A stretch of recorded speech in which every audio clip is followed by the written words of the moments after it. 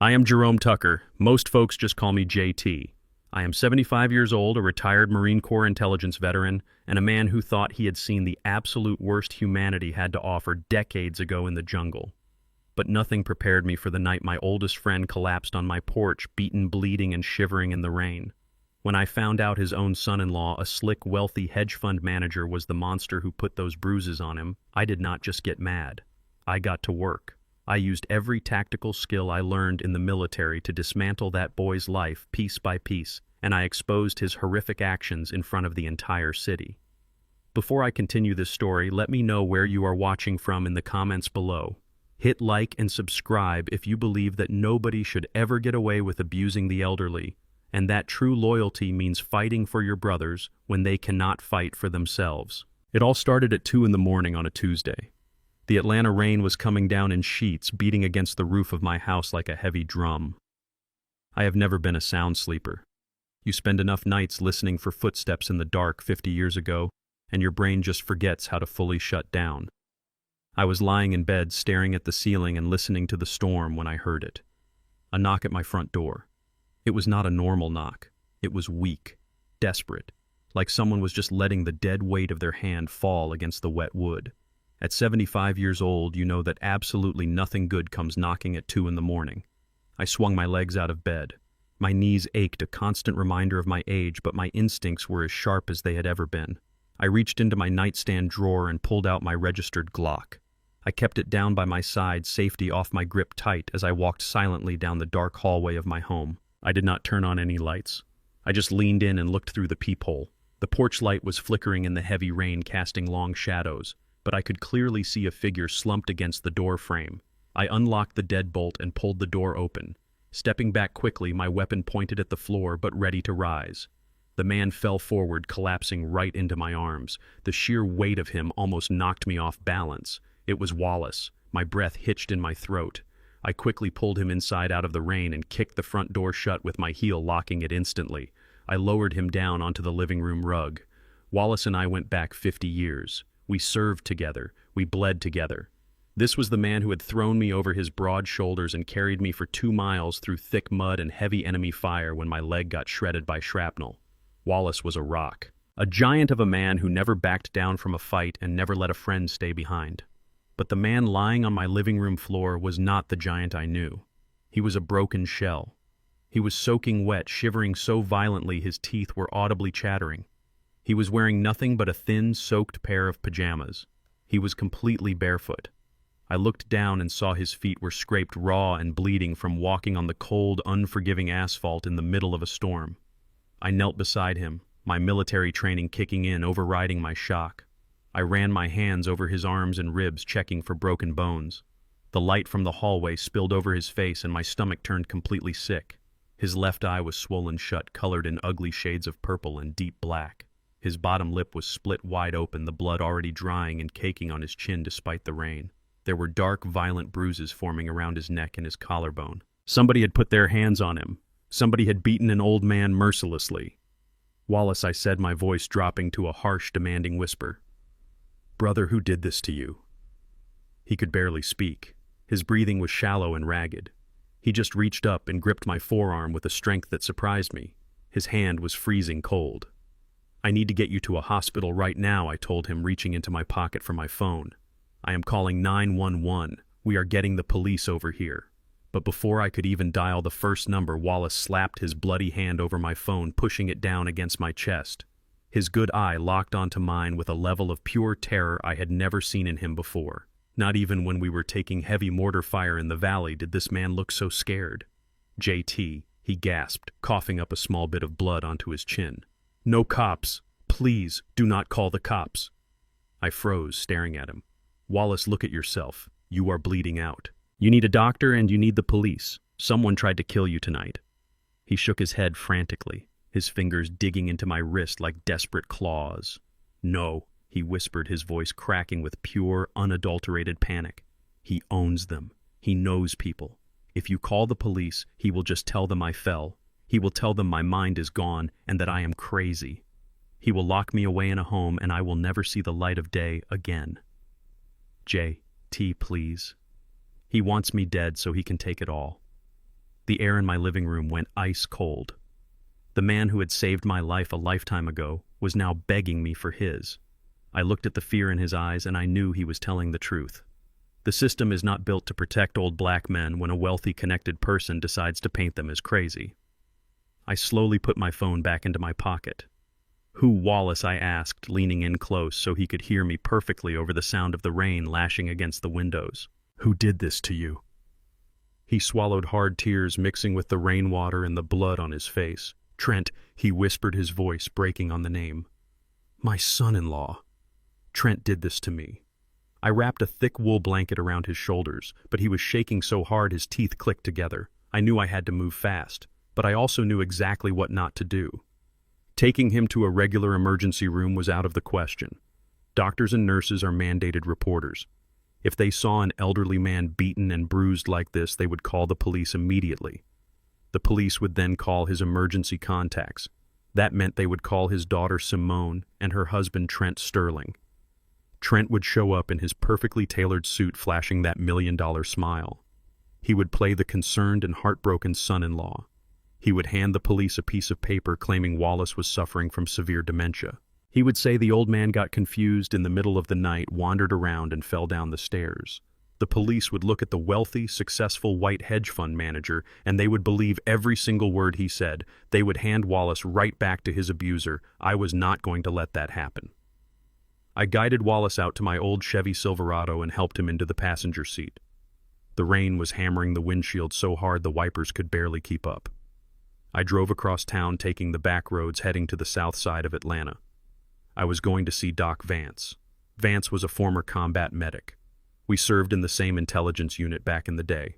He ran a small community clinic now, but he knew how to keep things off the books. He had spent his life patching up soldiers who did not want to answer questions, and he brought that same discretion to his private practice. I pulled into the dark alley behind his brick building and pounded on the heavy steel door. Vance opened it, took one look at Wallace shivering in the rain, and immediately stepped aside to let us in. We got him onto a metal examination table in a back room. The harsh fluorescent lights flickered above us, revealing every horrific detail of what had been done to my brother. Vance did not say a word at first. He just went to work with cold military efficiency. He put on a pair of latex gloves and gently cleaned the blood from the split on Wallace's lower lip. He checked his pupils with a small flashlight to rule out a severe concussion. Then Vance rolled up the soaking wet sleeves of Wallace's pajamas. I saw Vance clench his jaw. He stopped moving and looked over at me with hard, serious eyes. "These are not from a fall, JT." Vance said, his voice low and steady. "Look at the bruising on the outer forearms. Look at the shape of these contusions. These are defensive wounds. Somebody was swinging at him hard and he was raising his arms to block the hits. He did not trip down some stairs. He was beaten." I pulled up a metal folding chair and sat right in front of the examination table. I looked Wallace dead in the eye. The shame radiating from him was palpable. That is the absolute worst part about domestic abuse. The victim always carries the heavy burden of shame that actually belongs to the monster who hurt them. "Wallace," I said, my voice firm but gentle, "I need to hear it from your own mouth. I need to know exactly how Trent Sterling ended up beating a 75-year-old man half to death in the middle of the night." Wallace took a shaky breath, a tear mixed with the rainwater rolling down his bruised cheek. He told us everything. He said Trent had been changing over the last few months. The polite, charming facade of the perfect husband was slipping away behind closed doors.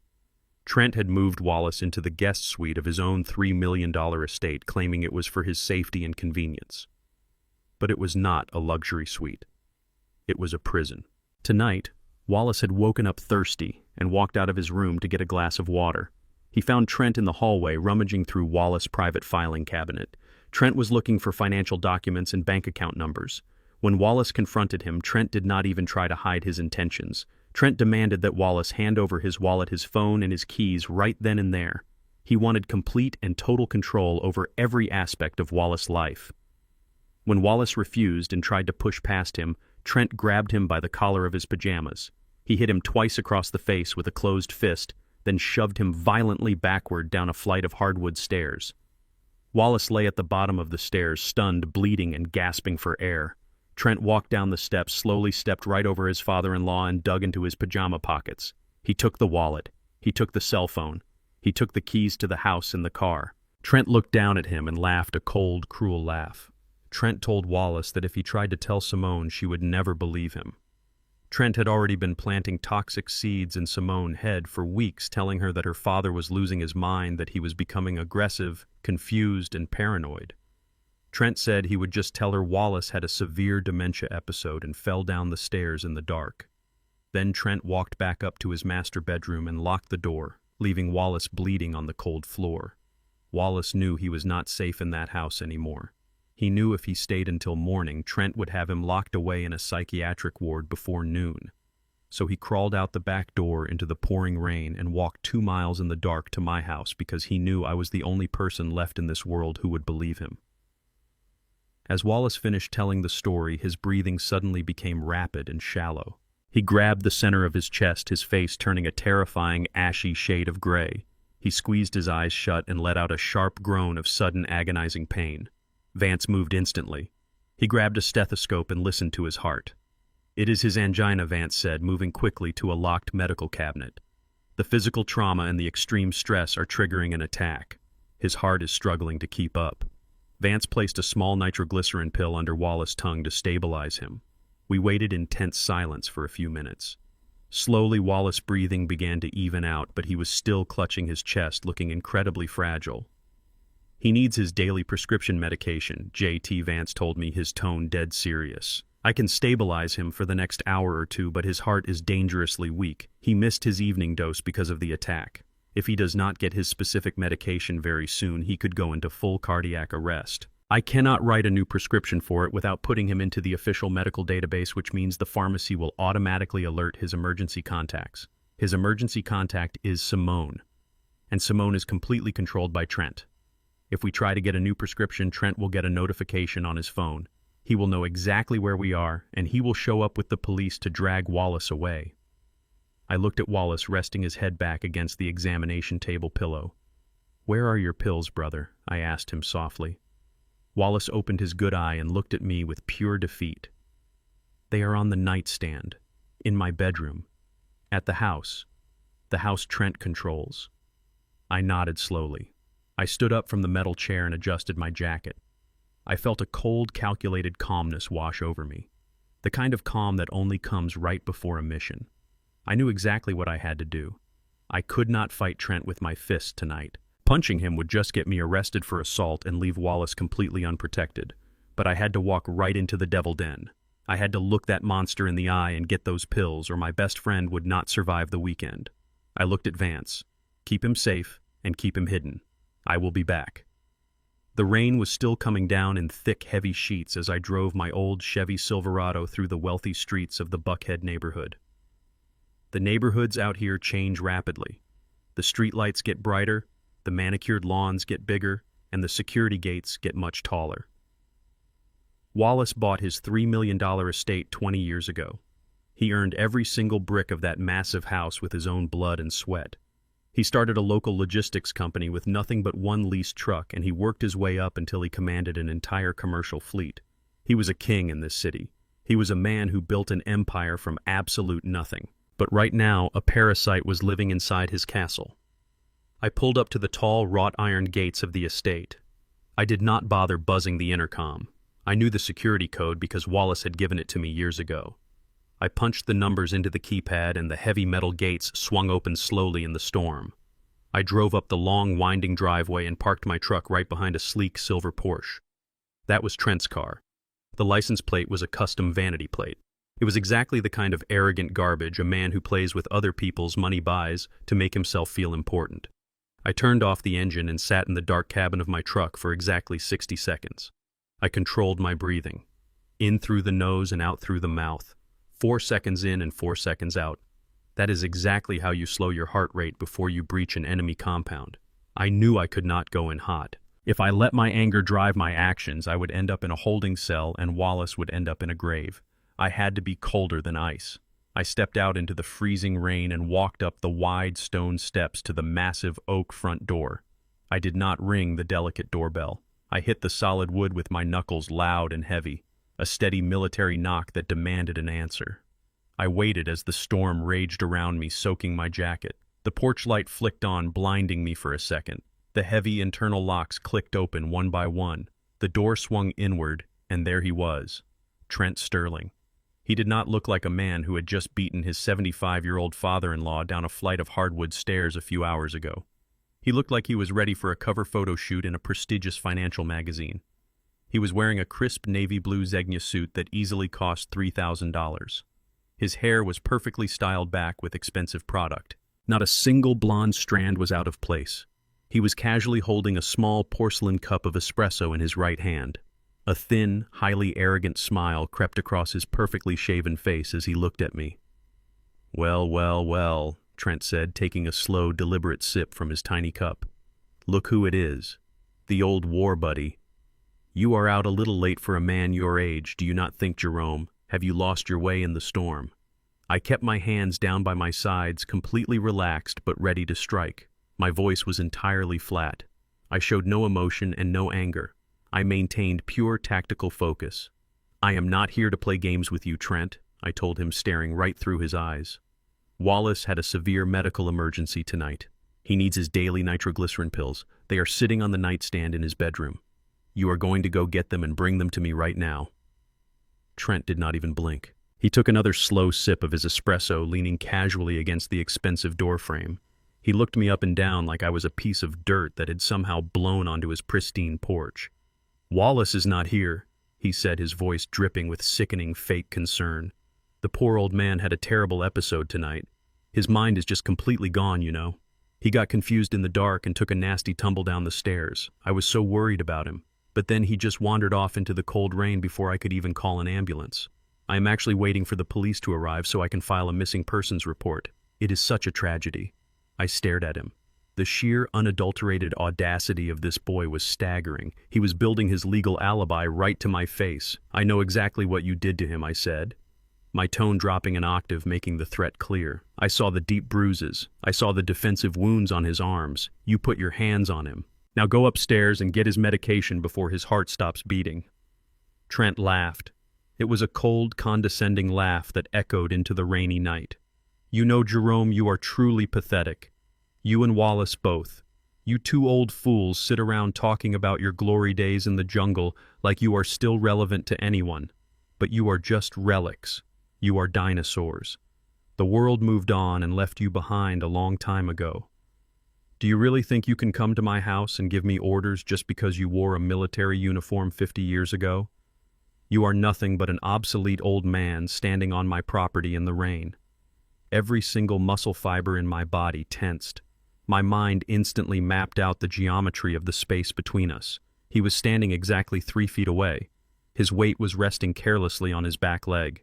His chin was completely exposed and unguarded. It would only take one swift upward strike with the heel of my palm. I knew the exact angle required to shatter his jawbone into pieces. I knew the precise amount of physical force needed to drop him unconscious onto his expensive marble foyer. It would take me less than 2 seconds to end his arrogance. But I did not move. I did not twitch a single muscle. I forced my hands to remain perfectly still at my sides. I held back because I knew the harsh reality of the world we live in. If I struck him, he would fall. But tomorrow morning, the news headlines would read that a 75-year-old aggressive African-American man violently assaulted a wealthy white hedge fund manager at his luxury estate. The police would not ask questions about Wallace. They would not investigate the defensive wounds. They would just put me in heavy handcuffs. I would spend the rest of my short life in a maximum security prison, and Wallace would be left completely alone at the absolute mercy of this psychopath. Trent wanted me to hit him. He was intentionally baiting me. He wanted to eliminate the only person who could actually protect Wallace. I swallowed my pride. I swallowed the burning rage thick in my throat. I stared at him with dead calm eyes.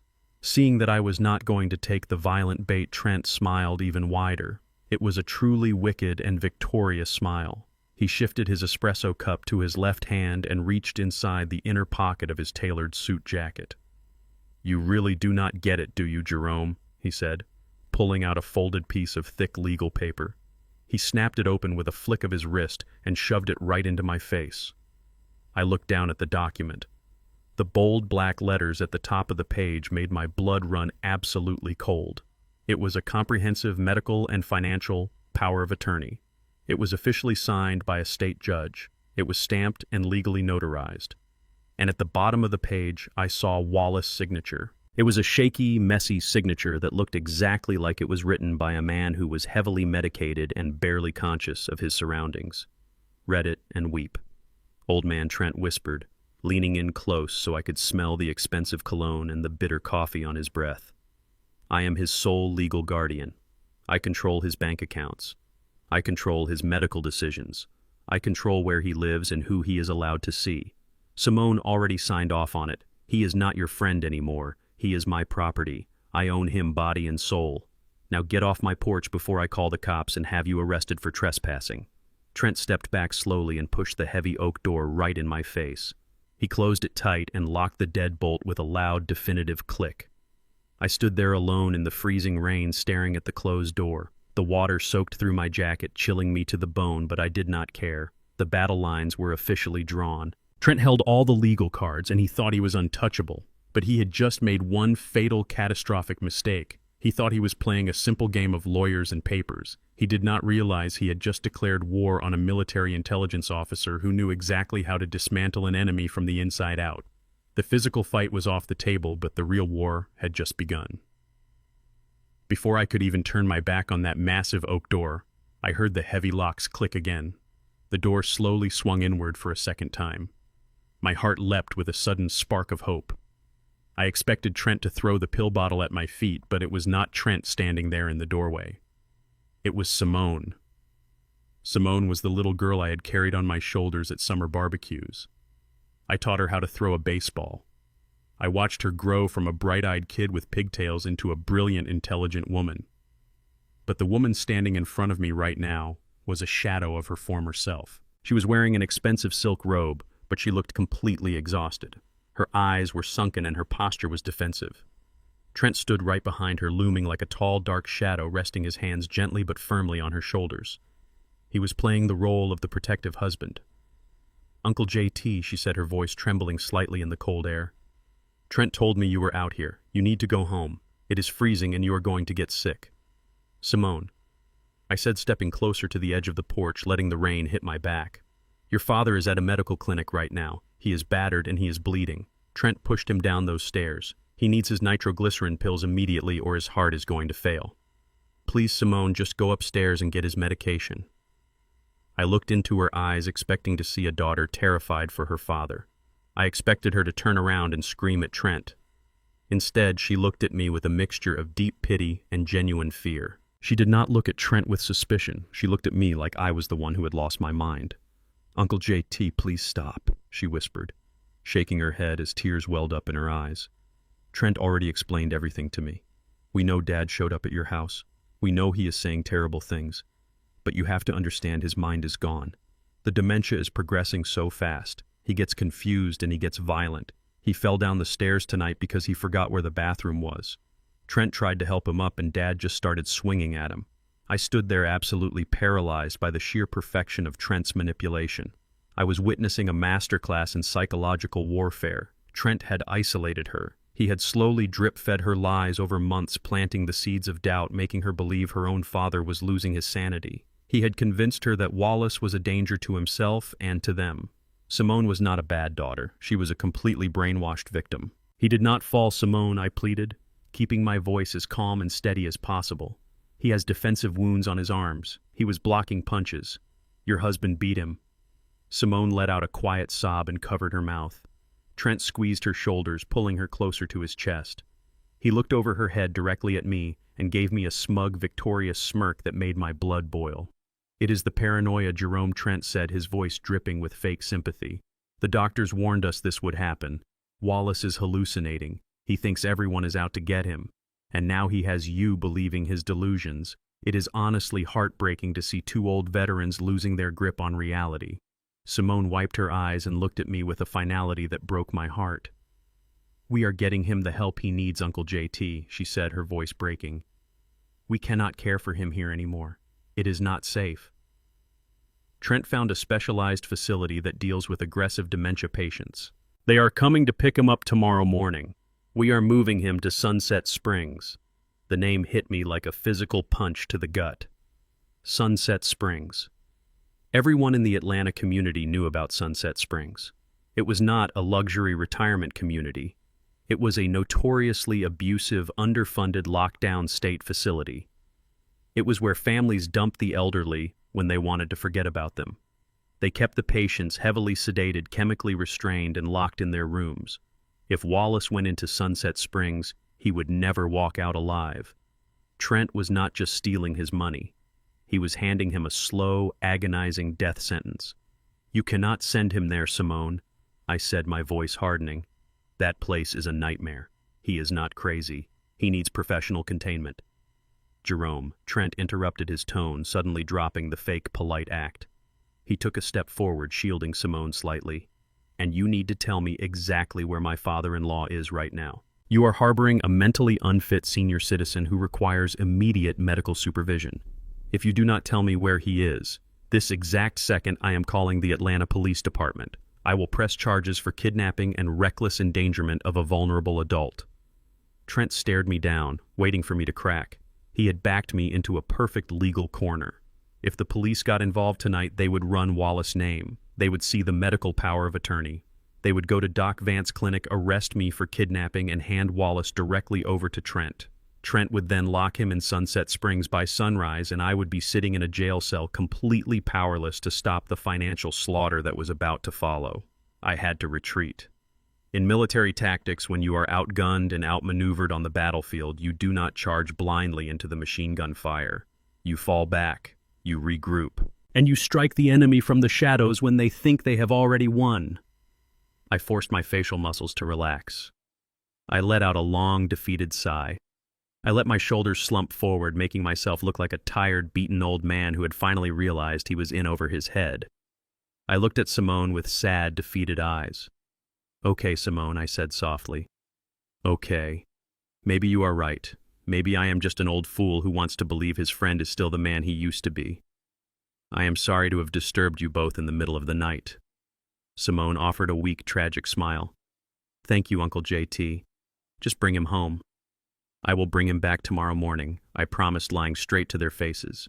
"But please, Trent, he really is having chest pains. Just give me his medication list so I can at least go to an all-night pharmacy and get him something to stabilize his heart until morning. I do not want him dying on my watch." Trent smirked. He had won. The old relic had surrendered. Trent reached into his inner pocket, pulled out a folded piece of paper with Wallace prescription details, and tossed it onto the wet porch floor at my feet. "See you tomorrow, Jerome," Trent said. He pulled Simone back inside and slammed the heavy door shut. I stood alone in the pouring rain. I slowly bent down and picked up the wet piece of paper. The water dripped from the brim of my hat, but the cold did not bother me anymore. I turned around and started walking down the long driveway toward my truck. As I walked past Trent's silver Porsche, I purposely let my truck keys slip from my fingers. They clattered onto the wet driveway right next to the front driver's side tire of the sports car. I stopped and knelt down on one knee on the soaking wet concrete to pick them up. While my right hand grabbed the keys, my left hand slipped into the deep pocket of my waterproof jacket. I pulled out a small circular device no bigger than a quarter. It was a military-grade magnetic GPS tracker, the kind we used to track high-value targets across hostile borders. I reached my arm deep up under the wheel well of the Porsche, right against the metal chassis, and pressed the magnetic device firmly into place. I felt it click securely against the steel. I stood up, wiped the rain from my face, and walked to my truck. I climbed into the driver's seat, started the engine, and turned on the heater. I looked at the dark, imposing mansion one last time through the windshield wipers. Trent Sterling thought he had won the war because he held a piece of paper signed by a judge. He thought he had outsmarted me. But he had no idea what was coming for him. The frontal assault was over. The hunt had officially begun. I drove straight from that massive estate to a glowing 24-hour pharmacy down on Buford Highway. I did not use my insurance card. I did not use a credit card. I parked 2 blocks away in a dark alley and walked the rest of the distance in the pouring rain with my hood pulled up low over my face. I walked to the counter, handed over the paper Trent threw at my feet, and paid in crisp $20 bills. I needed to leave absolutely 0 digital footprints. If Trent was smart enough to forge a power of attorney, he was smart enough to have his lawyers track my financial records by morning. By 3:30 in the morning, I was back at Doc Vance's clinic. The storm outside was finally starting to slow down, but the storm inside that examination room was just peaking. Wallace was looking much worse. His breathing was terribly shallow, his chest was heaving, and his eyes were squeezed shut in pure agony. Vance took the pills from my hand, popped one under Wallace's tongue, and we waited in a thick, suffocating silence. It took 10 agonizing minutes, but the medicine finally kicked in. The harsh lines of pain around his eyes softened, and the ashy gray color slowly started leaving his face. He was going to live, but surviving the night was only step one of a much larger war. I looked at Vance and thanked him for saving my brother. Then I turned to Wallace. He was sitting up slightly, looking at me with tired, defeated eyes. I had to tell him the truth. I told him Simone was completely brainwashed. I told him Trent had a legally binding piece of paper that gave him the power of a god over Wallace's life. And I told him about Sunset Springs. When I said that name, Wallace closed his eyes and a single tear ran down his bruised face. He knew exactly what Sunset Springs was. Every older black man in Atlanta knew about that place. It was a concrete box where they locked you in a room, pumped you full of heavy sedatives, and let you waste away so the state could collect the checks.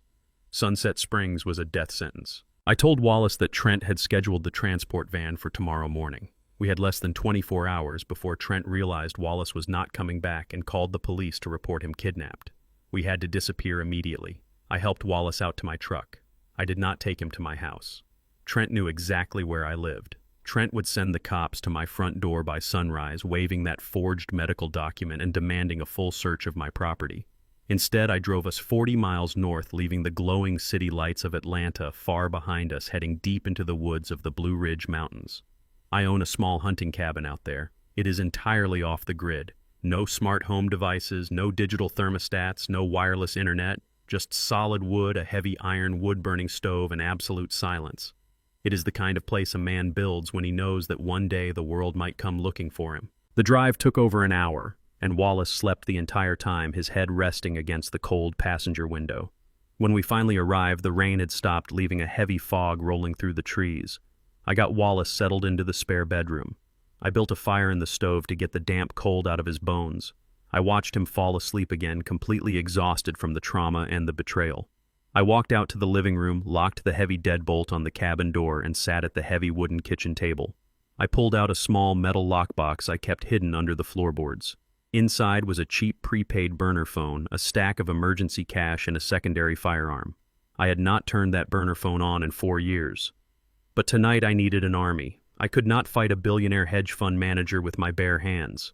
The law was currently on his side. The police would believe his expensive suit and his forged papers. But I could fight him with information. In the military intelligence community, you form bonds that time, distance, and age cannot break. I dialed a number I knew by heart. The phone rang twice. A deep, gravelly voice answered the line. It was Dexter. Dexter and I ran counterintelligence operations together back in the day. We tracked enemy communications in places that did not officially exist on any map. Now he runs one of the most ruthless private cybersecurity firms in the country. He gets paid thousands of dollars an hour by massive corporations to protect their digital secrets or to absolutely destroy their competitors.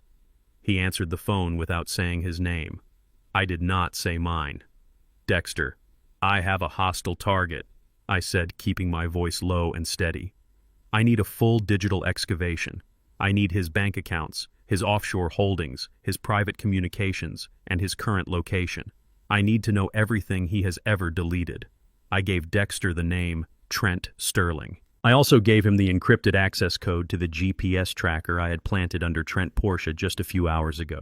Dexter did not ask any unnecessary questions. He did not ask if I was in trouble. He knew if I was calling this number, it was a matter of life and death. He just told me to give him a few hours and hung up the phone. I sat by the fire listening to the wood crackle and pop as the sun began to rise over the mountains. I brewed a pot of black coffee and stared out the window. At 8 in the morning, I knew exactly what was happening back in Atlanta. The transport van from Sunset Springs was pulling up to the massive iron gates of the estate. Trent was probably standing in his grand foyer adjusting his expensive tie, waiting to hand over his father-in-law to the orderlies. And when he walked into that guest bedroom and realized Wallace was completely gone, Trent was going to panic. He would realize the old relic he mocked on his porch had outmaneuvered him. Trent would call the police. He would file a missing persons report. But I needed to know exactly what kind of monster I was dealing with before I made my next move. Trent was greedy, that was obvious. But beating an old man half to death and rushing to lock him in a psychiatric ward before sunrise meant something else. It meant pure desperation. It meant Trent was running out of time. A man only moves that fast when there is a gun to his own head. 3 hours after I made the call to my network, the burner phone on the wooden table vibrated. It was a secure, encrypted text message from Dexter. It just contained a link to a secure offshore server and a brief voice note. I tapped the screen, held the phone to my ear, and listened. Dexter's voice was low, and it was dead serious. "The kind of serious that means someone is about to bleed," JT Dexter said through the encrypted line. "I dug into your boy Trent Sterling. You were right to call me. This kid is not a Wall Street genius. He is not even a real hedge fund manager. His entire company is a massive house of cards, and it is collapsing as we speak. But that is not the worst part. JT, this kid is not Wall Street. He is a dead man walking." I sat in the heavy wooden chair at the kitchen table of my cabin listening to Dexter speak through the secure burner phone. The fire in the iron stove crackled, filling the room with warmth, but my blood ran completely cold as the truth poured out of the speaker. When you are in military intelligence, you learn that every enemy has a breaking point. You just have to find the exact pressure point that makes them snap. Dexter had just handed me Trent Sterling on a silver platter. Dexter's voice was perfectly calm as he outlined the absolute destruction of Trent's financial empire. JT Dexter said over the secure line, "I breached the internal servers at Sterling Capital. Trent wants the world to think he is a genius investor. He drives a Porsche and wears suits that cost more than a used car. But his entire company is a massive lie. He is running a textbook Ponzi scheme. He has not made a successful trade in over 3 years. He takes money from new investors to pay the returns of his old investors. It is a house of cards, and a gust of wind is about to blow it all straight to hell." I looked out the window at the heavy fog rolling over the Blue Ridge Mountains. A Ponzi scheme. It made perfect sense. Trent was an arrogant boy who thought he was smarter than the market. But arrogance does not pay the bills.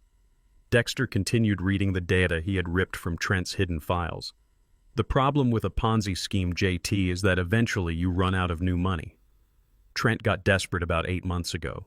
He needed a massive influx of cash to keep the illusion alive, so he went looking for off-the-books investors.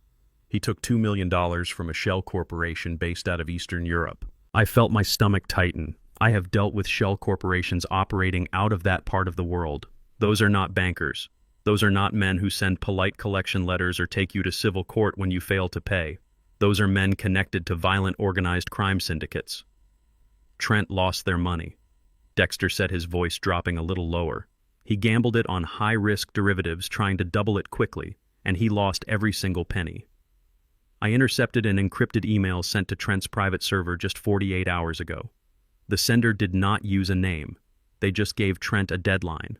He has exactly 7 days to wire $2 million to an offshore account in the Cayman Islands.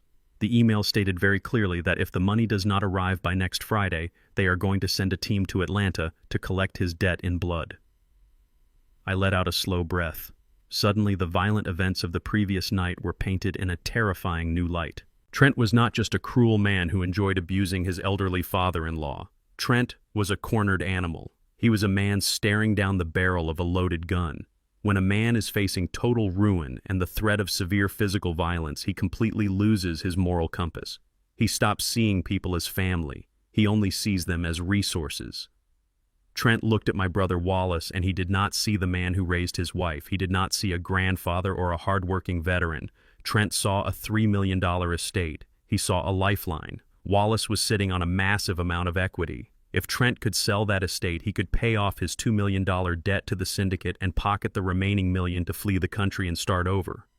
But there was a massive legal hurdle standing in Trent's way. Dexter explained the financial reality of the situation. JT Dexter said, "Trent has that medical and financial power of attorney. He forced Wallace to sign it. But liquidating a $3 million piece of real estate is a highly scrutinized process. Title companies and corporate banks do not just hand over that kind of cash overnight. They require ironclad proof that the original owner is completely and permanently incapacitated. A simple power of attorney is not enough to immediately sell a massive property against the owner's will without raising massive red flags. Dexter paused for a moment before delivering the final fatal piece of intelligence. Trent needs a judge to look at Wallace and declare him 100% legally incompetent. He needs a medical decree stating that Wallace has completely lost his mind and must be remanded to state custody. That is why Trent was rushing to lock him inside Sunset Springs. If Wallace is locked inside a psychiatric ward, Trent can fast-track the sale of the estate by claiming it is necessary to pay for his long-term medical care. I gripped the burner phone tightly. Trent pushed Wallace down the stairs to steal his wallet and his phone to isolate him completely. Trent wanted to leave Wallace battered and broken so that when the transport van from Sunset Springs arrived, Wallace would look exactly like a confused, violent, and declining old man. Trent needed Wallace to look crazy so the state would strip away all of his human rights. But Trent failed. I told Dexter, my voice low and hard. Wallace is safe with me. The transport van arrived at an empty house this morning. Trent does not have his prop anymore. He cannot get a doctor to declare Wallace incompetent if Wallace is not sitting in that luxury mansion. That is where you are wrong, Jay, T. Dexter said, pulling up another file. Trent is completely panicked, but he is not giving up. I hacked into Trent's private digital calendar. He has a hidden appointment scheduled for tomorrow morning at 9 o'clock. He booked a private conference room at a high-end medical facility in downtown Atlanta. Who is he meeting? I asked, already dreading the answer. He is meeting with a man named Dr. Eris Thorne, Dexter replied. Dr. Thorne is a highly paid private psychiatrist. He caters exclusively to the ultra-wealthy elite of Atlanta. I looked at Thorne's banking records. Over the last 5 years, Trent has wired this doctor over $50,000 in consulting fees. Thorne is not a real Dr. JT. He is a mercenary in a white coat. He specializes in rubber-stamping fraudulent psychiatric evaluations for wealthy families who want to lock away their elderly relatives and seize their assets. The pieces of the puzzle clicked together with devastating clarity. Trent did not need Wallace to actually be in the room. Trent had already paid for the verdict. Dr. Thorne was going to forge a comprehensive psychiatric evaluation declaring Wallace completely incompetent and dangerous. With that forged medical document in hand, Trent could walk into any courtroom in Fulton County and get a judge to grant him absolute emergency control over Wallace's entire $3 million estate. Once the judge signs that order, Trent will list the house for sale by noon tomorrow, Dexter warned me. He already has a cash buyer lined up. An aggressive real estate investment firm that buys luxury properties for cash at 20% under market value. They close in 3 days. Trent will get his $2 million, pay off the Russian syndicate, and disappear before Simone even realizes her father has been robbed blind. I thanked Dexter for the intelligence and ended the call. I placed the burner phone on the heavy wooden table and looked toward the hallway where my best friend was sleeping. Wallace had survived the jungles of Vietnam. He had built a massive logistics empire from a single leased truck. He was a good man who had worked his entire life to provide for his family. And now a greedy coward in a designer suit was about to steal every single ounce of his legacy using a forged piece of paper and a corrupt doctor. Trent was operating on a ticking clock. The syndicate had given him a strict deadline. He was moving fast and recklessly trying to save his own life by destroying Wallace. But Trent had no idea that I was watching his every move. He thought I was just a tired old veteran who had surrendered on his front porch in the rain. He did not know that I now held his entire digital life in the palm of my hand. I knew exactly what I had to do. I could not just wait for Trent to forge those medical documents. If that paperwork reached a judge, the legal system would crush Wallace. I had to intercept that meeting. I had to stop Dr. Thorne from signing that fraudulent evaluation. But more importantly, I had to use Trent's own desperate greed against him. I needed to trap him in a lie so massive and so public that he would never be able to show his face in Atlanta again. I looked at the clock on the wall. It was nearly noon. The meeting with the corrupt doctor was less than 24 hours away. I stood up from the wooden table. I needed to leave the safety of the mountains and head straight back into the concrete jungle. It was time to introduce Trent Sterling to a man named Jerome Tucker. It was time to show him how a real intelligence officer operates. I grabbed my jacket and my keys. The hunt was moving into its next phase. I left Wallace resting safely in the quiet warmth of the mountain cabin and drove my heavy Chevrolet truck back down the winding roads toward the city of Atlanta.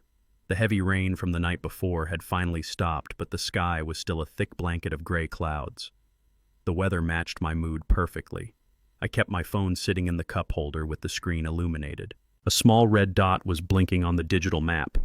That red dot was the military-grade tracking device I had slapped under the wheel well of Trent's silver sports car. I watched the red dot move steadily away from the downtown medical district. Trent had finished his meeting with that corrupt doctor. He had the forged psychiatric evaluation in his hands. He was probably feeling invincible right about now. He thought he had successfully legally erased my best friend from society. But I noticed the blinking dot was not heading back to the massive estate where Simone was waiting for him. It was moving north toward a highly exclusive district filled with luxury high-rise condominiums and upscale retail stores. I merged onto Interstate 85, pushing my old engine to keep up with the flow of city traffic. I was not playing the role of a concerned friend anymore. I was operating as a fully activated intelligence officer. When a hostile target deviates from their expected pattern, you do not ignore it. You follow them into the dark and you see what kind of secrets they are trying to hide. I exited the highway and navigated the busy streets until the GPS tracker showed Trent's car parked inside a secured underground garage beneath a towering glass residential building. I parked my truck across the street in a public pay lot. I had a clear, unobstructed view of the main lobby doors. I reached into the back seat and pulled out a high-powered digital camera with a heavy telephoto lens. In my line of work, you never rely on your memory. You rely on hard, undeniable visual evidence. I sat in the dark cabin of my truck and I waited. I did not move a single muscle. Stakeouts require a level of patience that most normal people simply do not possess. You have to ignore the cramp in your back and the hunger in your stomach. You just lock your eyes on the target area and you breathe. 20 minutes later, the heavy glass doors of the lobby slid open. Trent walked out onto the sidewalk. He had taken off his expensive suit jacket and unbuttoned his collar. He looked completely relaxed. A few seconds later, a young woman walked out of the building and joined him. I lifted my camera and peered through the viewfinder, zooming in tight on her face. She was young, maybe 25 years old. She had long blonde hair and was wearing a tight designer dress that cost more than most people make in a month. She did not look like a dangerous Russian mobster coming to collect a $2 million debt. She did not look like a high-powered financial backer. Trent turned to her and smiled a genuine, relaxed smile. She wrapped her arms around his neck and pulled him close. Right there on the busy sidewalk in broad daylight, they kissed passionately. It was not a quick greeting. It was the deep, familiar kiss of two people who had been sleeping together for a very long time. I pressed the shutter button rapidly, capturing dozens of high-resolution images. My blood boiled hot with a fresh wave of pure anger. Trent was not just beating his elderly father-in-law. He was not just stealing millions of dollars from his investors. He was thoroughly and completely betraying Simone. Simone was sitting alone in a massive empty house right now, crying her eyes out because she thought her father was losing his mind. She was leaning on Trent for emotional support while Trent was out in the city spending her family money on his young mistress. I lowered the camera and sent the images directly to Dexter through the encrypted burner phone. I told Dexter to run a facial recognition scan on the young woman and tear through every single digital footprint she had left on the internet. I needed a name, and I needed to know exactly how she fit into this massive web of lies. I sat in my truck and watched Trent kiss his mistress one last time before getting back into his sports car and driving away. I waited another 45 minutes before the burner phone vibrated in my hand. Dexter did not waste any time with a greeting. He just started delivering the intelligence with absolute precision. "Her name is Chloe," he said through the speaker. "She is 25 years old. She lives in that luxury condo building, but she definitely does not pay the rent herself. The lease is held by a shell company connected to Sterling Capital. Trent has been paying for her lifestyle for over a year. But that is not the most interesting part, JT." I stared out the windshield at the glass building. "Tell me the rest," I said. "Chloe is not just a mistress," Dexter explained. "She is on the official payroll at Sterling Capital. She is a paralegal. She works directly under Trent's lead corporate attorney. I just hacked into her personal and professional email accounts, and JT, we just found the smoking gun." My grip tightened on the phone. "What did you find, Dexter?" "I found the exact email thread where they planned the legal takeover of your friend Wallace." Dexter said, his voice filled with quiet disgust. Trent did not hire a professional forgery expert to fake that medical and financial power of attorney. He had Chloe do it. I am looking at scanned images she sent to Trent 3 months ago. She literally sent him pictures of a notepad where she was practicing Wallace's signature over and over again until she got it perfectly right. I felt a cold wave of realization wash over me. That is why the signature on that document looked so shaky and weak. It was not because Wallace was heavily medicated. It was because a 25-year-old girl was trying to mimic the handwriting of an elderly man. It gets worse, JT Dexter continued. I have text messages between Trent and Chloe from the exact night the document was officially dated. Trent texted her saying Simone was out of town at a charity event. Trent said he had crushed 2 heavy Ambien pills into Wallace's evening tea. He waited until Wallace was completely unconscious in his bed. Then Trent brought Chloe into the house through the back door. She brought her boss official notary stamp which she had stolen from the law office. They sat at Wallace's own dining room table, stamped the forged document, and made Trent the absolute master of Wallace's entire life. The sheer calculated evil of their plan took my breath away. They poisoned my best friend in his own home. They forged his name while he was sleeping defenseless in his bed. They created a fake legal chain that allowed Trent to strip Wallace of his money, his property, and his basic human rights. Send me every single email, every text message, and every scanned image, I told Dexter. Package it all into a secure encrypted file. You got it, Dexter said. JT, you have everything you need now. You have the proof of the affair. You have the proof of the massive financial fraud. And you have absolute, undeniable proof of the forged legal documents. You can take this hard drive straight to the district attorney. The police will arrest Trent and Chloe before dinner time. I sat in the silence of my truck holding the burner phone. For a brief moment, I thought about driving straight to the police precinct. I thought about dropping that file on a detective's desk and letting the system do its job. But the military teaches you to look at the entire battlefield before you make a tactical move. I thought about how the American legal system actually works for wealthy white men in tailored suits. If I went to the police today, they would open an investigation. They would assign a detective who has 50 other cases on his desk. The detective would have to request subpoenas to verify the emails Dexter hacked. They would have to hire handwriting experts to analyze the forged signature. They would have to schedule depositions. Trent would hire the most ruthless, expensive defense attorneys in the state of Georgia.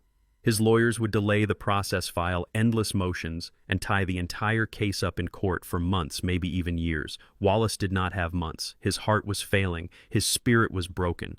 And more importantly, Trent had a deadly deadline hanging over his head. The Russian syndicate was coming for their $2 million next week. If Trent caught even a whisper that the police were investigating him, he would not stick around to fight it in court. He would instantly liquidate whatever cash he had left. He would abandon Simone, he would abandon his mistress, and he would hop on a private jet to a country that does not extradite white-collar criminals. Trent would escape, leaving Simone entirely completely bankrupt and leaving Wallace trapped in a legal nightmare trying to prove his own sanity to a judge. I could not let that happen. I could not let the slow, grinding wheels of the justice system give Trent a window to escape. I needed to drop a bomb on him so heavy and so sudden that he would be completely destroyed before he even realized he was under attack. I needed to trap Trent inside his own greed. Trent was desperately hunting for $2 million to save his own life. He thought he was going to get it by selling Wallace's estate, but I was going to offer him a much faster, much easier target. I was going to offer him myself. I would dangle a massive, impossible sum of money right in front of his face. I would make him believe that he had found the ultimate victim.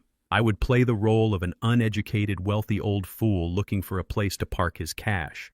Trent's arrogance would blind him to the danger. He would try to steal my money just like he tried to steal from Wallace. And when he opened his arms to take my fake fortune, I would lock the trap around his neck and burn his entire world to the ground in front of everyone he knew. I put my camera away and started the engine of my truck. I told Dexter to start building a fake financial portfolio for me.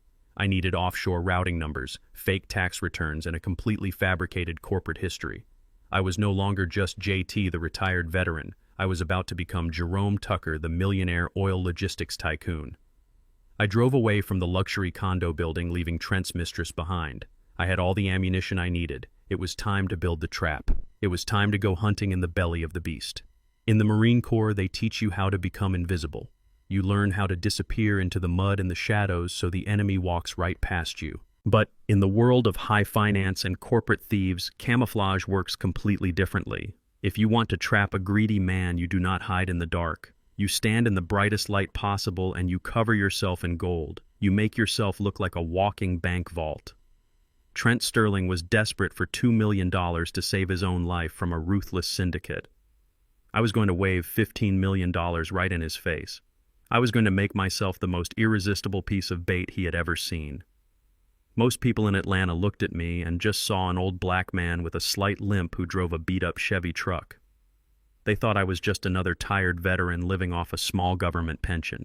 They did not know that I took every single paycheck from my military career and my highly paid private security consulting days and quietly invested it.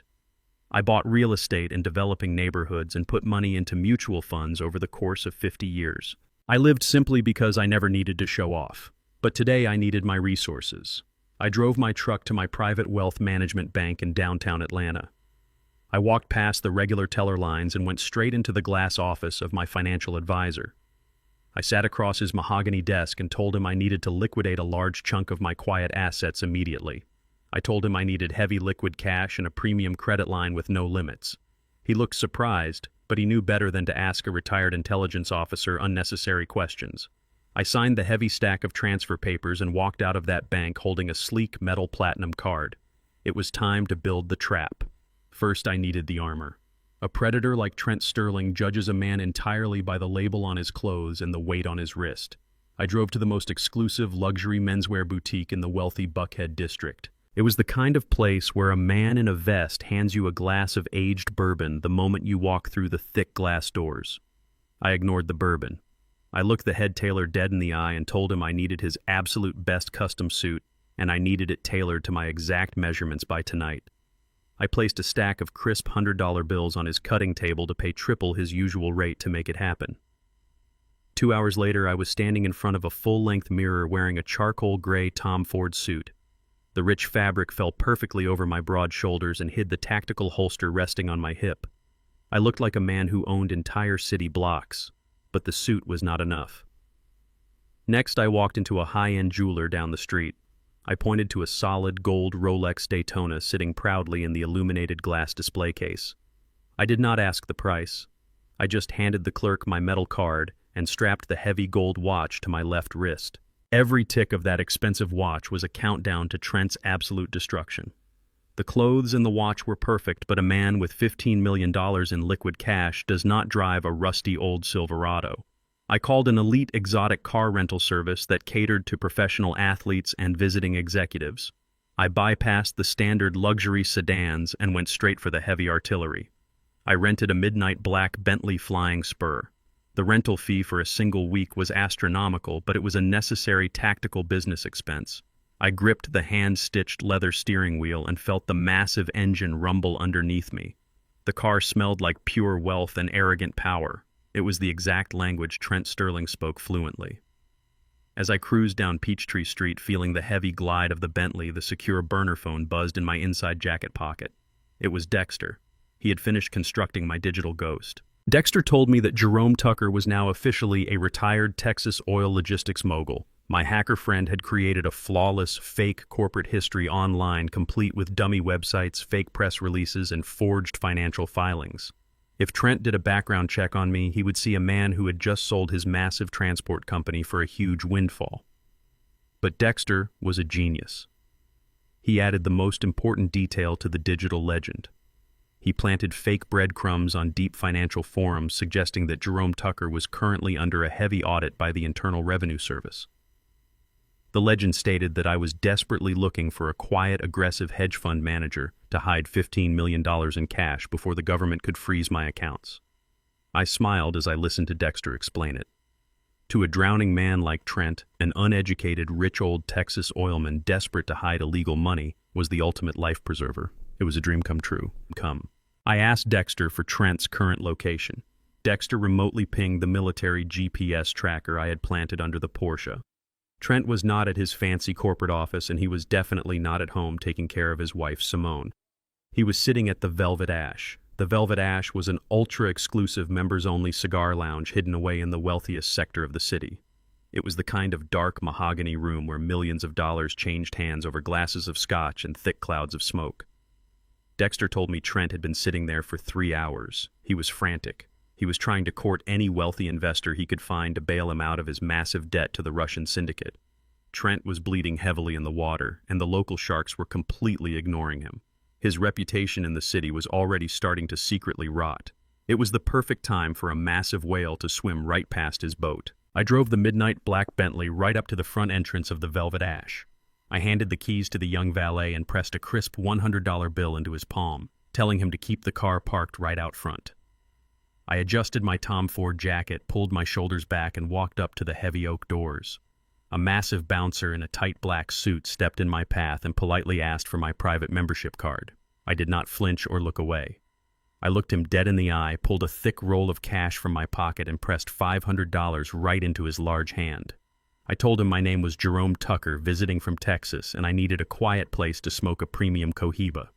The bouncer looked at the cash, then looked at the solid gold Rolex gleaming on my wrist. He smoothly stepped aside and opened the heavy door for me. Money opens absolutely every door in this city if you know exactly how to push it. I walked into the dimly lit lounge. The air was thick with the smell of expensive tobacco and aged liquor. Soft jazz music played from hidden speakers. I scanned the room using my peripheral vision, relying on decades of intelligence training. I cataloged every face in the room in under 10 seconds. And there he was, Trent Sterling. He was sitting alone in a dark leather booth in the back corner of the room. He looked completely miserable and panicked. His expensive tie was loosened, his blonde hair was slightly messy, and he was staring deeply into a glass of whiskey like it held the answers to all his life or death problems. He was checking his phone every 5 seconds, probably terrified of a threat from his syndicate creditors. He was a broken man trying to hold on to his arrogant facade. I did not walk over to him. In the jungle, you never chase the prey because running makes them suspicious. You make the prey come to you. I walked over to the main mahogany bar located just 10 feet away from Trent's booth. I sat down on a heavy leather stool right in his direct line of sight. The bartender approached me holding a clean glass. I ordered their absolute most expensive single malt Scotch neat and requested their best premium cigar. I made sure to flash the heavy gold Rolex as I rested my arm confidently on the polished wood bar. I took a slow sip of the burning liquor and waited. I could feel Trent's desperate eyes slowly drift toward me. He noticed the tailored Tom Ford suit. He noticed the gleaming watch. He noticed the quiet, powerful confidence of a man who had money to burn. His predatory instincts were slowly kicking in, overriding his panic. He was looking at me like a starving wolf looking at a fresh piece of meat, but he still needed a final push to get up from his table. I pulled out my phone and prepared to make a very loud, very deliberate fake phone call. I was about to drop $15 million of imaginary blood right into the water. All I had to do now was wait for the starving shark to take a massive bite. The Velvet Ash Cigar Lounge was completely dark and quiet except for the soft jazz music playing from the hidden speakers in the ceiling. The air was incredibly thick with the heavy scent of expensive tobacco and aged bourbon. It was the kind of place where rich men gathered to hide from the real world. I sat on a heavy leather stool at the main mahogany bar, taking a slow, calculated sip of my single malt scotch. I kept my posture perfectly straight, allowing the custom-tailored Tom Ford suit to settle over my broad shoulders. The heavy, solid gold Rolex on my left wrist gleamed every time I raised my glass. I was completely in my element, relying on decades of military intelligence training to monitor the entire room without ever turning my head. Trent Sterling was sitting exactly 3 tables away from me in a dark leather booth. He looked absolutely miserable. He was sweating right through his expensive designer cologne. He kept checking his phone every 5 seconds, staring at the blank screen like a man waiting for an executioner to call. Dexter had told me the truth. Trent owed $2 million to a ruthless offshore Russian syndicate, and the deadline was rapidly approaching. He was sitting in this exclusive lounge, desperately hoping to find a wealthy investor to bail him out of his massive failure. He was bleeding heavily in the water, and he had absolutely no idea that a much bigger predator had just entered the room. It was time to drop the bait. In the world of counterintelligence, you never approach a hostile target directly because that immediately raises their defensive walls. You have to create a scenario where the target believes they discovered you all on their own. You have to make them feel smart. You have to make them believe they are the hunter. I reached into the inner pocket of my suit jacket and pulled out my secure burner phone. I dialed Dexter. The line connected instantly. I told Dexter to stay completely quiet on the other end of the line and just listen to the performance. I took a deep breath and let a heavy, thick Texas drawl slip into my vocal cords. I raised my voice just enough to cut through the soft jazz music playing in the background, ensuring that my words would carry exactly 3 tables down to where Trent was sitting. I spoke with the deep, heavy frustration of an old, uneducated man who suddenly had way too much money and far too many problems. I yelled into the phone, telling my fake business partner that the Internal Revenue Service was breathing right down my neck after the massive buyout of our oil logistics company. I complained bitterly about the federal government trying to steal my hard-earned money. I said I had $15 million sitting in heavy liquid cash and the traditional corporate banks were moving way too slow to protect it. I slammed my heavy hand down on the polished mahogany bar, making the ice clink in my glass. I told the empty phone line that I needed a hungry, aggressive, and highly discreet money manager who knew how to hide wealth legally, and I needed one right now. I said if I did not find a private hedge fund by tomorrow morning, I was going to take my $15 million and bury it out in the desert. I ended the fake call with a loud, annoyed grunt and placed the phone face down on the bar. I let out a heavy, dramatic sigh and took another slow sip of my scotch. I did not turn my head to look at Trent. I simply watched his reflection in the polished mirror behind the bar. The physical transformation of Trent Sterling was absolutely incredible to watch. The moment the words $15 million in liquid cash left my mouth, Trent stiffened in his leather booth. His posture completely changed. The pure, naked panic on his face was instantly replaced by a rabid, predatory hunger. He had just heard a tired, grumpy old Texas oilman complain about having a massive fortune with no place to hide it. To a desperate, collapsing fraudster like Trent, this was not just a lifeline. This was a winning lottery ticket falling right into his lap. I saw him sit up straight and run his hands through his perfectly styled blonde hair. He adjusted his expensive necktie and took a deep breath to compose himself. He was preparing to make his move. I kept my eyes focused on my glass, letting him come to me.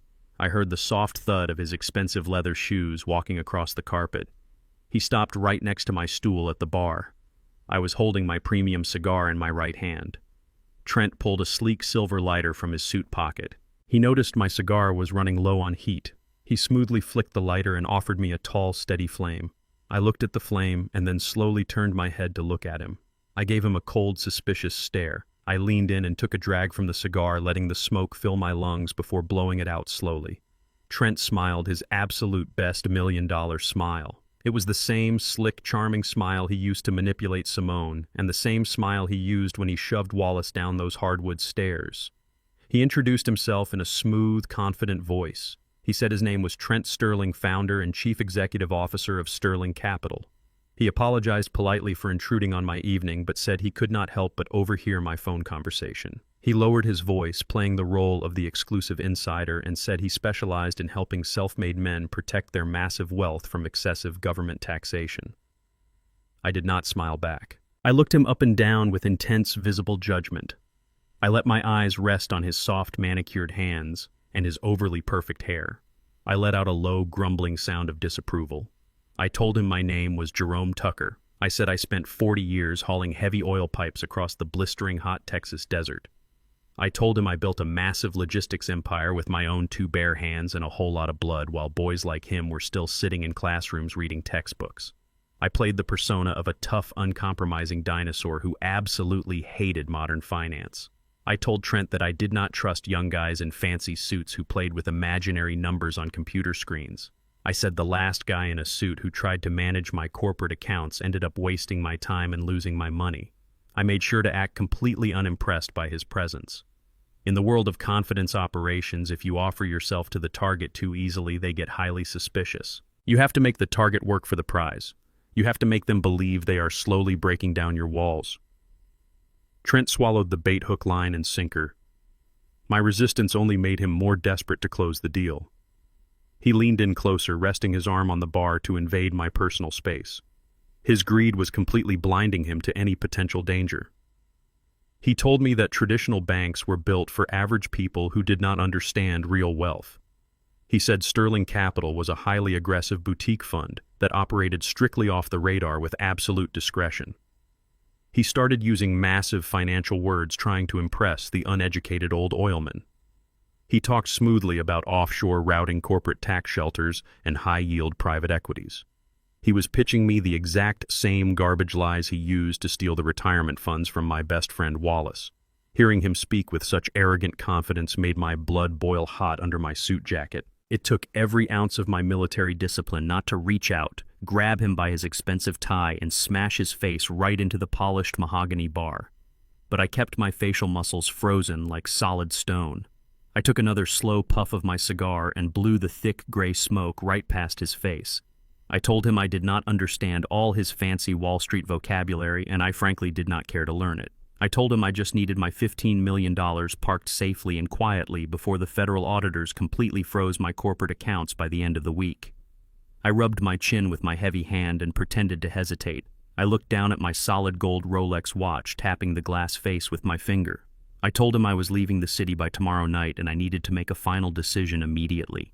Trent practically tripped over his own words trying to secure the meeting. He could smell the $15 million and it was making him reckless. He pulled a thick embossed business card from his inner jacket pocket and placed it gently on the bar right in front of my drink. He invited me to his private corporate office tomorrow morning at 10 o'clock sharp. He promised he would personally clear his entire daily schedule to give me a private portfolio review. He swore, looking me dead in the eyes, that he could show me exactly how to secure my wealth and hide it from the government in a matter of hours. I picked up the expensive business card between my fingers. I looked at it skeptically, turning it over a few times. I looked back at Trent and let a slow, reluctant nod form on my head. I told him I would be at his office at 10 in the morning, but I warned him, leaning my large frame toward him, that if he wasted my time with useless presentations, I would walk right out of his glass doors and take my $15 million to somebody else. Trent smiled that arrogant, sickening smile again. He promised me I would not be disappointed by what Sterling Capital could do for me. He extended his soft hand. I reached out and shook it. His grip tried to be firm, but I could feel his palms sweating profusely. He was terrified and elated at the exact same time. Trent turned around and walked out of the cigar lounge, walking a little taller and a little faster than before. He rushed out the heavy oak doors, heading into the Atlanta night. He honestly thought he had just found the ultimate vulnerable victim. He thought his financial crisis was magically over and his life was completely saved. I stayed seated at the bar and took one final sip of my scotch. I watched the door close behind him. Trent Sterling had no idea he had just invited a highly trained military intelligence officer directly into his secure corporate network. He had no idea the old man he was planning to rob was about to tear his entire life apart. The Trojan horse was officially at the gates, and tomorrow morning I was going to burn his empire straight to the ground. The morning sun was shining bright over the Atlanta skyline, but I felt completely cold and focused inside the midnight black Bentley. I navigated the heavy city traffic, heading straight into the heart of the financial district. The towering glass skyscrapers reflected the sunlight like giant mirrors, hiding all the dirty secrets and corporate theft that happened behind their polished windows. I pulled the heavy luxury car right up to the front doors of the most expensive high-rise office building on Peachtree Street. I handed the keys to the valet and walked through the spinning glass doors with the slow, heavy confidence of a man who owned the entire world. I stepped into the high-speed elevator and pressed the button for the penthouse floor. As the elevator shot upward, I cleared my mind of all distractions. I did not think about Wallace lying bruised and battered in my mountain cabin. I did not think about the fake power of attorney Trent had forged. I only focused on the mission. In military intelligence, you learn that when you walk into enemy territory, you cannot carry your anger with you. Anger makes you sloppy. You have to carry your objective and nothing else. I was no longer Jerome Tucker, the tired old veteran. I was Jerome Tucker, the extremely wealthy and highly paranoid Texas oil tycoon. The elevator doors slid open, revealing the massive reception area of Sterling Capital. The entire floor was covered in imported white marble. The walls were made of thick frosted glass, and modern art hung everywhere to create the illusion of massive success. A young receptionist smiled at me from behind a sleek white desk, but before I could even say my name, the heavy glass doors to the inner office swung open. Trent Sterling practically ran out to greet me. He was wearing a brand new light gray suit with a crisp white shirt and no tie, trying to look like a modern, brilliant financial mastermind. But my trained eyes caught every single micro expression on his face. He was smiling wide, but his eyes were darting around nervously. He was breathing just a little too fast. The Russian syndicate deadline was hanging over his neck like a heavy blade, and I was the only pile of cash big enough to save him. He extended his soft, manicured hand and shook mine with way too much enthusiasm. He thanked me profusely for coming in on such short notice. He guided me past the receptionist and walked me down a long hallway lined with glass-walled conference rooms. The office looked incredibly busy and successful, but thanks to Dexter, I knew it was all a giant theater. The people sitting at those computers were not making high-yield trades. They were just moving money around in a collapsing Ponzi scheme to keep the lights on. Trent led me into his private corner office. It was a massive room with floor-to-ceiling windows offering a panoramic view of the entire city. He had a huge mahogany desk in the center of the room, completely clear of any clutter except for a single high-end laptop computer connected to two massive monitors. That laptop was the central nervous system of his entire fraudulent empire. That was my target.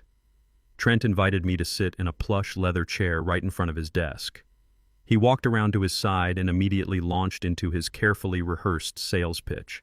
He pressed a button on a small remote and the smart glass on his windows instantly darkened, blocking out the sun and creating a private, secure environment.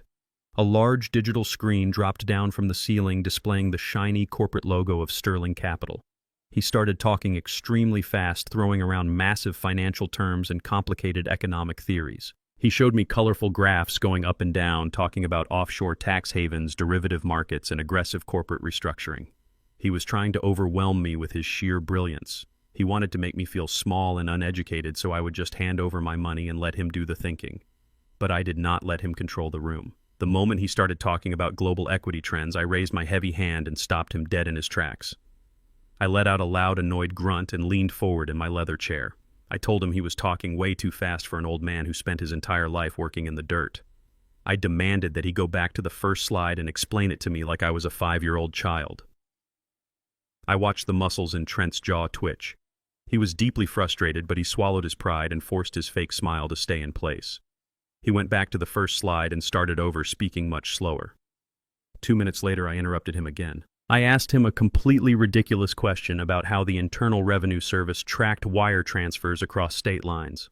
I rambled for 5 minutes about my fake oil company and how the government was always trying to steal from hard-working men. I deliberately broke his rhythm.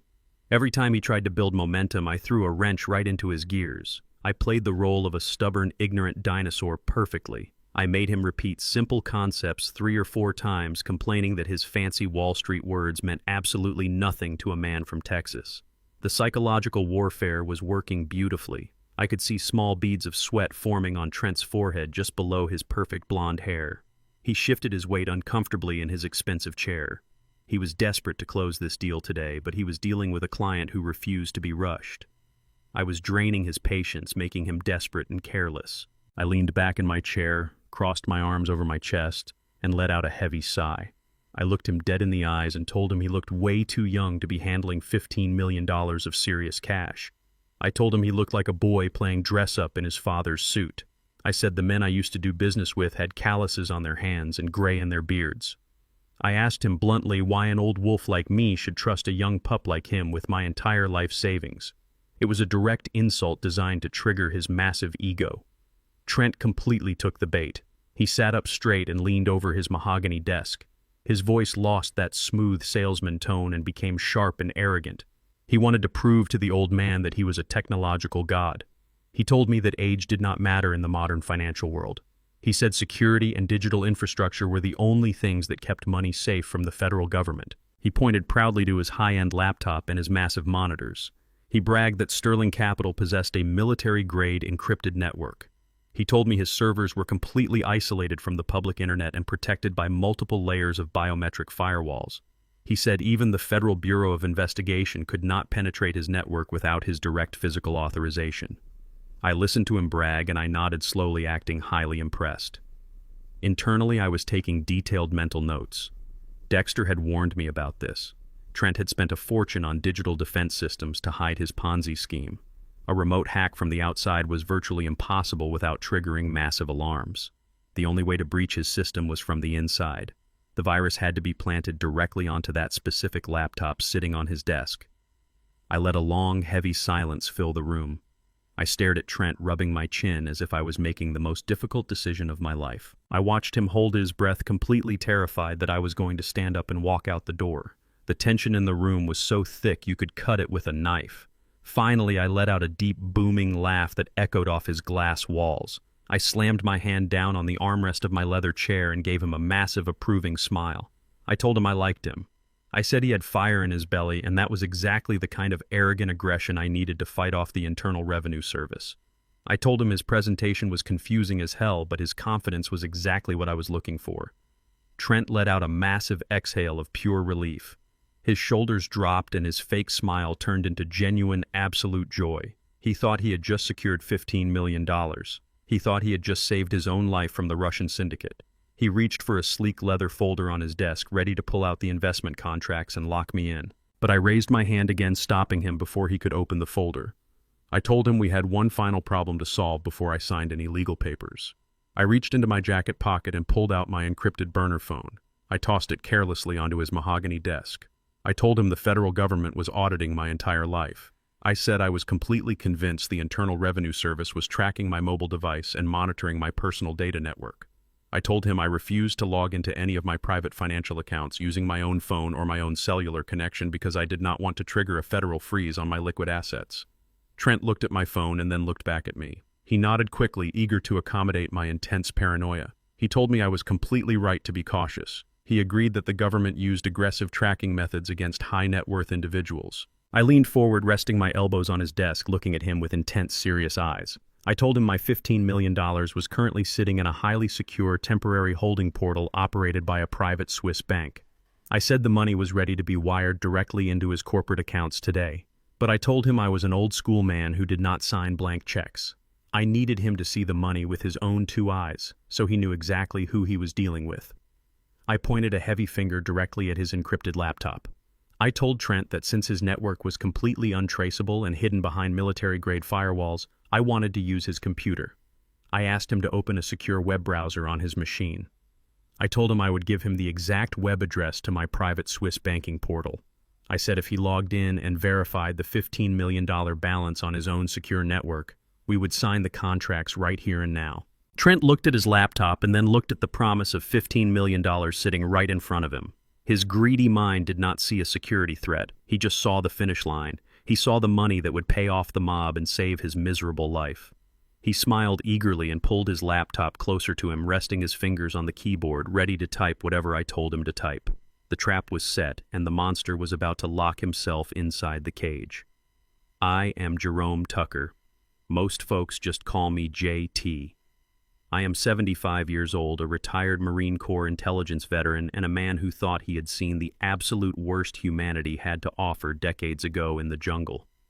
But nothing prepared me for the night my oldest friend collapsed on my porch, beaten, bleeding, and shivering in the rain. When I found out his own son-in-law, a slick, wealthy hedge fund manager, was the monster who put those bruises on him, I did not just get mad. I got to work. I used every tactical skill I learned in the military to dismantle that boy's life piece by piece, and I exposed his horrific actions in front of the entire city. Before I continue this story, let me know where you are watching from in the comments below. Hit like and subscribe if you believe that nobody should ever get away with abusing the elderly, and that true loyalty means fighting for your brothers when they cannot fight for themselves. Trent smoothly rotated his expensive silver laptop across the polished mahogany desk. He pushed it right to the edge so the glowing screen was facing me directly. The trap was sitting right in front of my hands. In all my years of military intelligence, I have learned that the most dangerous moment of any operation is not when the bullets start flying. The most dangerous moment is the absolute dead silence right before the trigger is pulled. If you breathe too fast, the enemy notices. If your eyes dart to the wrong place, the mission is entirely compromised. I kept my breathing perfectly level. I looked at the illuminated keyboard and then I looked up at Trent. His eyes were wide with pure naked greed. He was practically vibrating in his expensive leather chair. He thought he was about to secure $15 million and save his own life from the Russian syndicate. He had absolutely no idea he was handing the keys of his entire fraudulent empire over to a 75-year-old veteran who was about to burn his world to ashes. I slowly reached out and rested my heavy, calloused hands on the sleek keyboard. I told him the web address for my private Swiss banking portal was highly complex to prevent automated cyber attacks. I deliberately typed with only my 2 index fingers, playing the role of an old, uneducated man who hated modern technology. I wanted him to feel completely superior. I wanted him to look down on me so he would never suspect that the specific string of alphanumeric characters I was entering was actually a highly classified backdoor gateway designed by one of the greatest cyber warfare experts on the planet. I hit the enter key with a heavy thud. The screen went completely black for exactly 3 seconds. The tension in the quiet office was so thick it felt like trying to breathe underwater. Then the fake website slowly illuminated the screen. Dexter had done an absolutely masterful job. The portal looked incredibly authentic. It displayed a sleek, minimalist crest of a fabricated Swiss financial institution.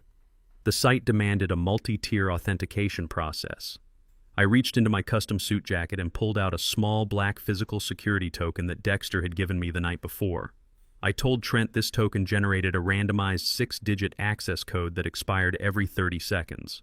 I read the numbers off the small digital display and slowly typed them into the portal.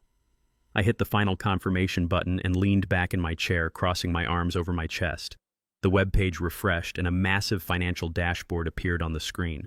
Right in the center in bold black letters was the total available liquid balance. $15 million. Down to the exact penny.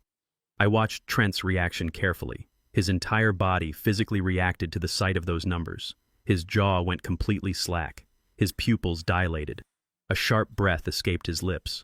For a man who was drowning in millions of dollars of mob debt, seeing that much liquid cash sitting on an unprotected screen was like handing a canteen of ice water to a man dying of thirst in the desert. He was completely mesmerized. He leaned closer to the monitor, his eyes tracking the fake transaction histories and the fabricated holding accounts Dexter had built into the interface. He was not looking at a computer screen anymore. He was looking at his salvation. He was looking at his ticket out of the country. I let him stare at the money for a solid 10 seconds. I wanted the greed to completely paralyze his rational thinking. Then I told him that in order to initiate a secure wire transfer to his corporate accounts, the Swiss portal required the receiving financial institution to verify their internal routing protocols. I told him he needed to click the bright blue button on the screen that said Verify Institutional Receiver. I told him it was just a standard security handshake to make sure his military-grade firewalls could safely accept the massive transfer without triggering an international money laundering alert. Trent did not even hesitate. He did not ask his compliance department. He did not run a basic security scan. His brain was entirely hijacked by the $15 million. He reached across the desk, grabbing his wireless mouse. His hand was actually shaking as he moved the cursor across the screen. He hovered the small white arrow right over the blue Verify button. He looked at me one last time, seeking my final approval. I gave him a slow, firm nod. Trent clicked the button. The moment his finger pressed down on that mouse, the digital Trojan horse was officially unleashed. The blue button changed to a loading circle, spinning slowly in the center of the screen. Trent thought he was initiating a secure financial handshake, but what was actually happening behind that fake loading screen was a full-scale digital invasion. Dexter's custom malware had just bypassed Trent's first layer of biometric security. The virus was aggressively burrowing into the central nervous system of Sterling Capital. It was hunting for the hidden ledgers, the offshore bank transfers, the fake client portfolios, and the forged medical documents Trent had used to steal Wallace Estate. But I knew the operation was not over yet. Dexter had warned me the night before that Trent's servers were highly protected by aggressive countermeasures. Dexter said the virus needed exactly 60 seconds of uninterrupted connection to completely clone the hard drive and transmit the data back to our secure location. If Trent closed the browser or refreshed the page before the 60 seconds were up, the connection would break and the virus would instantly self-destruct to prevent detection. I had to keep the portal open. I had to keep Trent completely distracted for 1 full minute while the invisible progress bar climbed to 100%. Trent stared at the spinning loading circle. He frowned slightly. He asked me why the verification process was taking so long. He said his servers usually processed external handshakes in milliseconds. He reached his hand back toward the mouse, getting ready to click the refresh button. I had to stop him immediately. I let out a loud, irritated groan and started patting down the front pockets of my Tom Ford suit. I slapped my chest and my sides, acting highly frustrated. I told Trent I could not read the small print on the bottom of the screen. I said my eyes were getting old and I needed my prescription reading glasses to verify the routing numbers. I stood up from the plush leather chair, making a huge physical distraction. I checked my pants pockets, pulling out my wallet and my keys, tossing them loudly onto his polished mahogany desk. Trent pulled his hand away from the mouse and looked at me with a confused expression.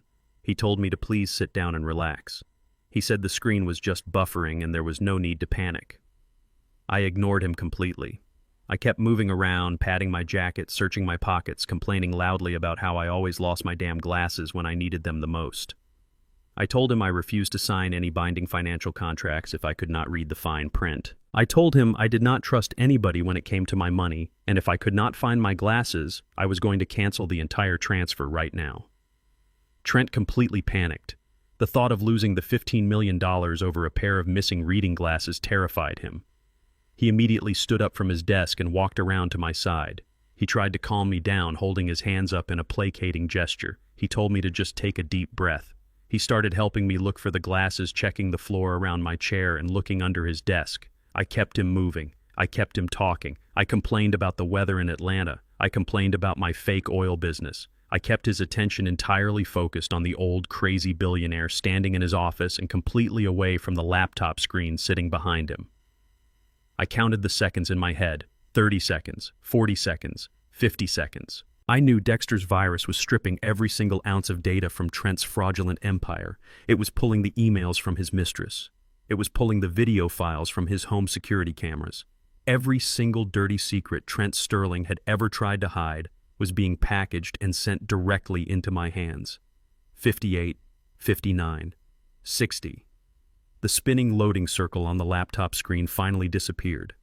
A bright green checkmark appeared in its place with a message that read, "Institutional verification complete." The Trojan horse had successfully breached the castle. The data extraction was 100% complete. Trent's entire life was now officially sitting on a secure server waiting for me to pull the trigger. I suddenly stopped patting my pockets. I reached into the inner breast pocket of my suit jacket and pulled out a sleek pair of gold-rimmed reading glasses. I let out a heavy sigh of relief and put them on my face. I told Trent I found them hiding in the wrong pocket. I apologized for the commotion, acting slightly embarrassed by my old age memory lapse. Trent let out a massive breath of relief.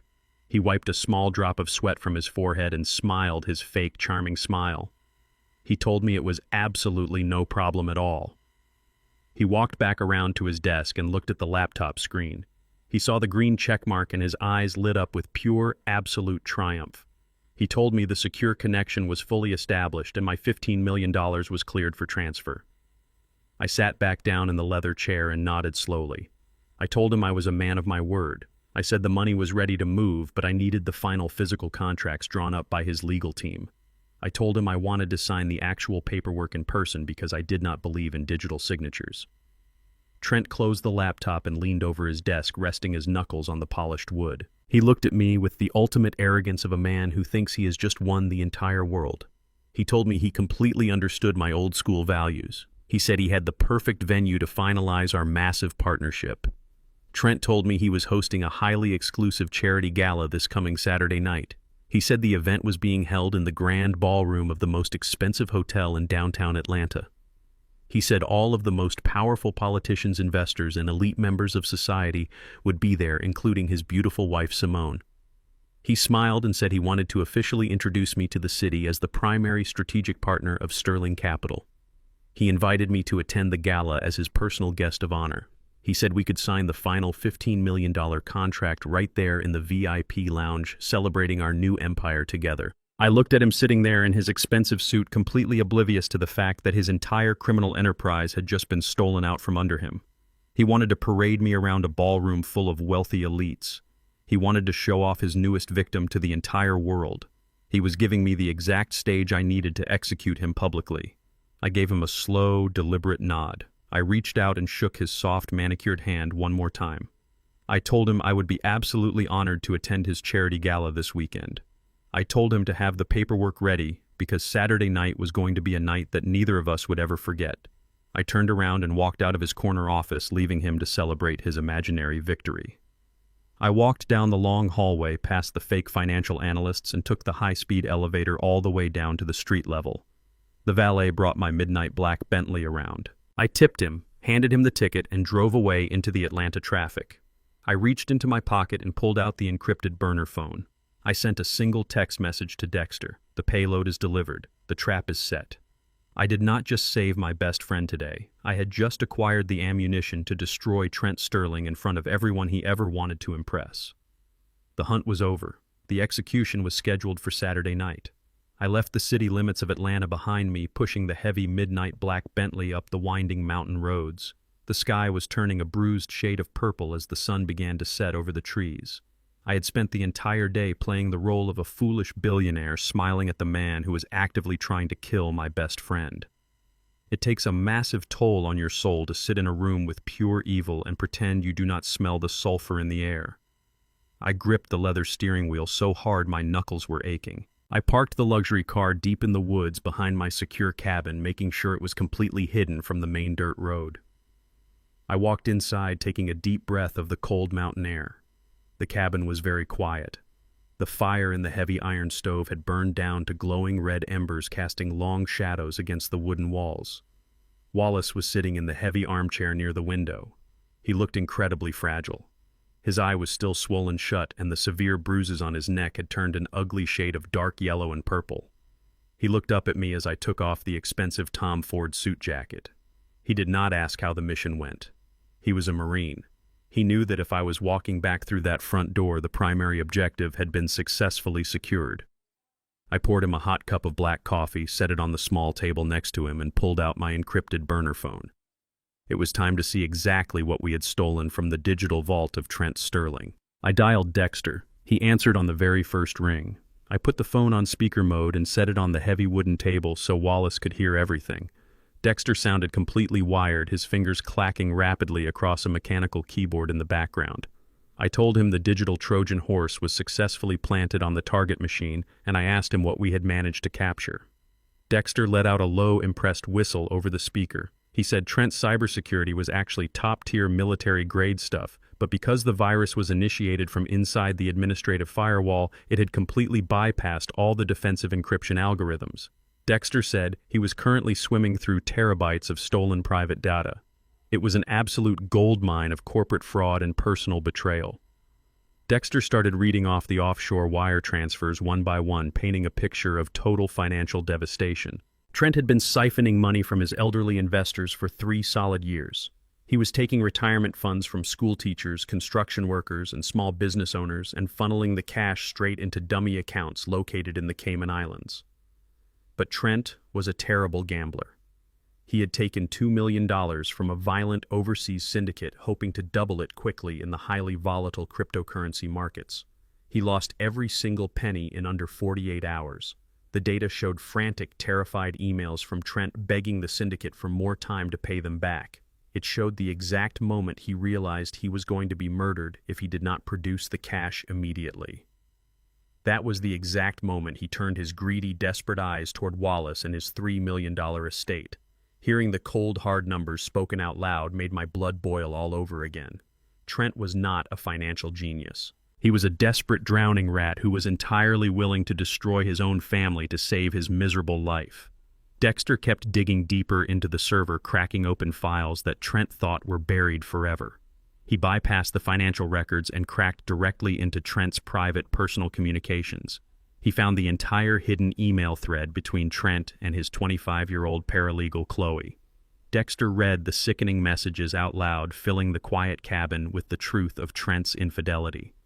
Trent called his own wife Simone a naive cash cow. He promised Chloe they would move to a private tropical island the very moment he liquidated Wallace and secured the massive real estate money.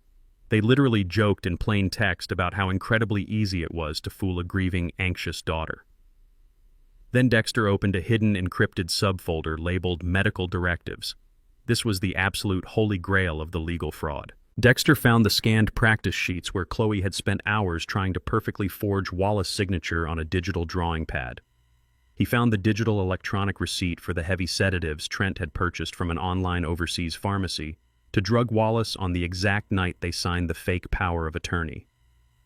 We had absolute, undeniable proof of premeditated fraud, elder abuse, and chemical assault. This was enough hard evidence to put Trent and his mistress in a federal penitentiary for 20 long years. But in my line of work, you do not just shoot the enemy once and hope they stay down. You make absolutely sure they can never ever get back up to hurt anyone again. I asked Dexter if there was anything else hidden in the code. I needed something deeply personal. I needed something visceral that would completely shatter Trent's pristine public image beyond any hope of repair. Dexter went totally silent for a long, heavy moment. I could hear his fingers flying aggressively across the keys, trying to break through one final layer of security. Then his voice dropped, turning incredibly serious and cold. He told me he found a linked cloud storage account. Trent was so arrogant, so utterly convinced of his own absolute invincibility that he had linked his high-end smart home security system directly to his personal corporate laptop. Every single camera inside that massive $3 million estate was quietly backing up its high-definition footage straight to the corporate server we had just completely hacked. Dexter said he was filtering the massive video files by date and timestamp. He navigated to the exact night Wallace showed up bleeding at my cabin, the night of the heavy rainstorm. Dexter extracted the file and sent a secure video link directly to my burner phone. He told me I needed to watch it immediately. I picked up the phone, feeling the weight of the moment pressing down on my shoulders. I looked over at Wallace, who was staring at the wooden floor, his hands trembling slightly on his lap, fearing what was coming. I pressed play on the screen. The video was in crystal clear high definition. It showed the grand hardwood staircase of the massive estate illuminated by the dim hallway nightlights. I saw Wallace walking slowly out of his guest bedroom wearing his thin cotton pajamas, just looking for a simple glass of water in his own home. Then Trent stepped aggressively into the frame. He was wearing an expensive silk robe, looking highly agitated and deeply angry. The security camera's audio track picked up absolutely everything. I heard Trent loudly demanding Wallace hand over his leather wallet and his cell phone. I heard Wallace weakly and politely refusing to surrender his property. And then I watched the monster strike with terrifying speed. I watched Trent grab my best friend violently by the collar of his shirt. I watched him throw two vicious, heavy punches directly into Wallace's face, snapping his head back. I watched Wallace raise his frail arms, trying desperately to protect himself, stumbling backward toward the ledge. And then, with a sick, violent shove, Trent pushed a 75-year-old man directly down a steep flight of hardwood stairs. Wallace hit the bottom landing hard, his body twisting in a way that made my stomach physically turn with sickness. But the absolute worst part of the footage was what happened next. Trent did not panic at all. He did not run to the phone to call for an ambulance. He walked slowly and calmly down the stairs, stepped right over Wallace's bleeding and groaning body, and reached directly into his pajama pockets. He pulled out the wallet and the phone, and then, looking down at the man who had given him everything, Trent actually laughed. It was a cold, sadistic chuckle that echoed in the empty house. He turned around and walked casually back upstairs, leaving Wallace to die alone on the cold marble floor. I paused the video, unable to watch another second of that pure evil. My hands were gripping the edges of the burner phone so tightly the plastic casing physically groaned under the pressure. I looked up at Wallace. He was crying silently, the deep shame and horror of that night washing over him all over again. I walked across the room over to my brother and put my heavy hand firmly on his shaking shoulder. I told him he never had to feel ashamed ever again. I told him the man who did this to him was going to pay a price so incredibly heavy it would echo through the entire city of Atlanta for decades. I had the offshore financial records proving the massive theft. I had the mistress emails proving the heartless betrayal. And now I had the high-definition video of the brutal physical assault. I held Trent Sterling absolute total destruction right in the palm of my hand. The silver bullet was loaded perfectly in the chamber. All I had to do now was walk into that massive charity gala on Saturday night, stand in front of the wealthiest elite in the entire city, and pull the trigger. Saturday morning arrived with a cold, heavy mist rolling over the Blue Ridge Mountains. The air inside the cabin was completely still. I sat alone at the heavy wooden kitchen table, staring at the small encrypted solid-state drive resting next to my burner phone. That small piece of metal and plastic held the absolute total destruction of Trent Sterling. It held the offshore wire transfers, the forged medical documents, the explicit emails from his mistress, and the high-definition security footage of him brutally assaulting my best friend. The intelligence-gathering phase of the operation was officially over. It was time to set the stage for the execution. In the military, you never walk into a massive engagement without calling for heavy artillery support. I knew that walking into that charity gala tonight and exposing Trent in front of the entire city would cause absolute chaos. Trent was a desperate cornered animal. When you back a predator into a corner, they do not surrender peacefully. They lash out. I needed the ultimate authority waiting right outside the doors to lock the cage the second the trap was sprung. Local police were out of the question. Trent had too much money and too many connections in Fulton County. I needed the federal government. I connected my encrypted burner phone to the solid-state drive.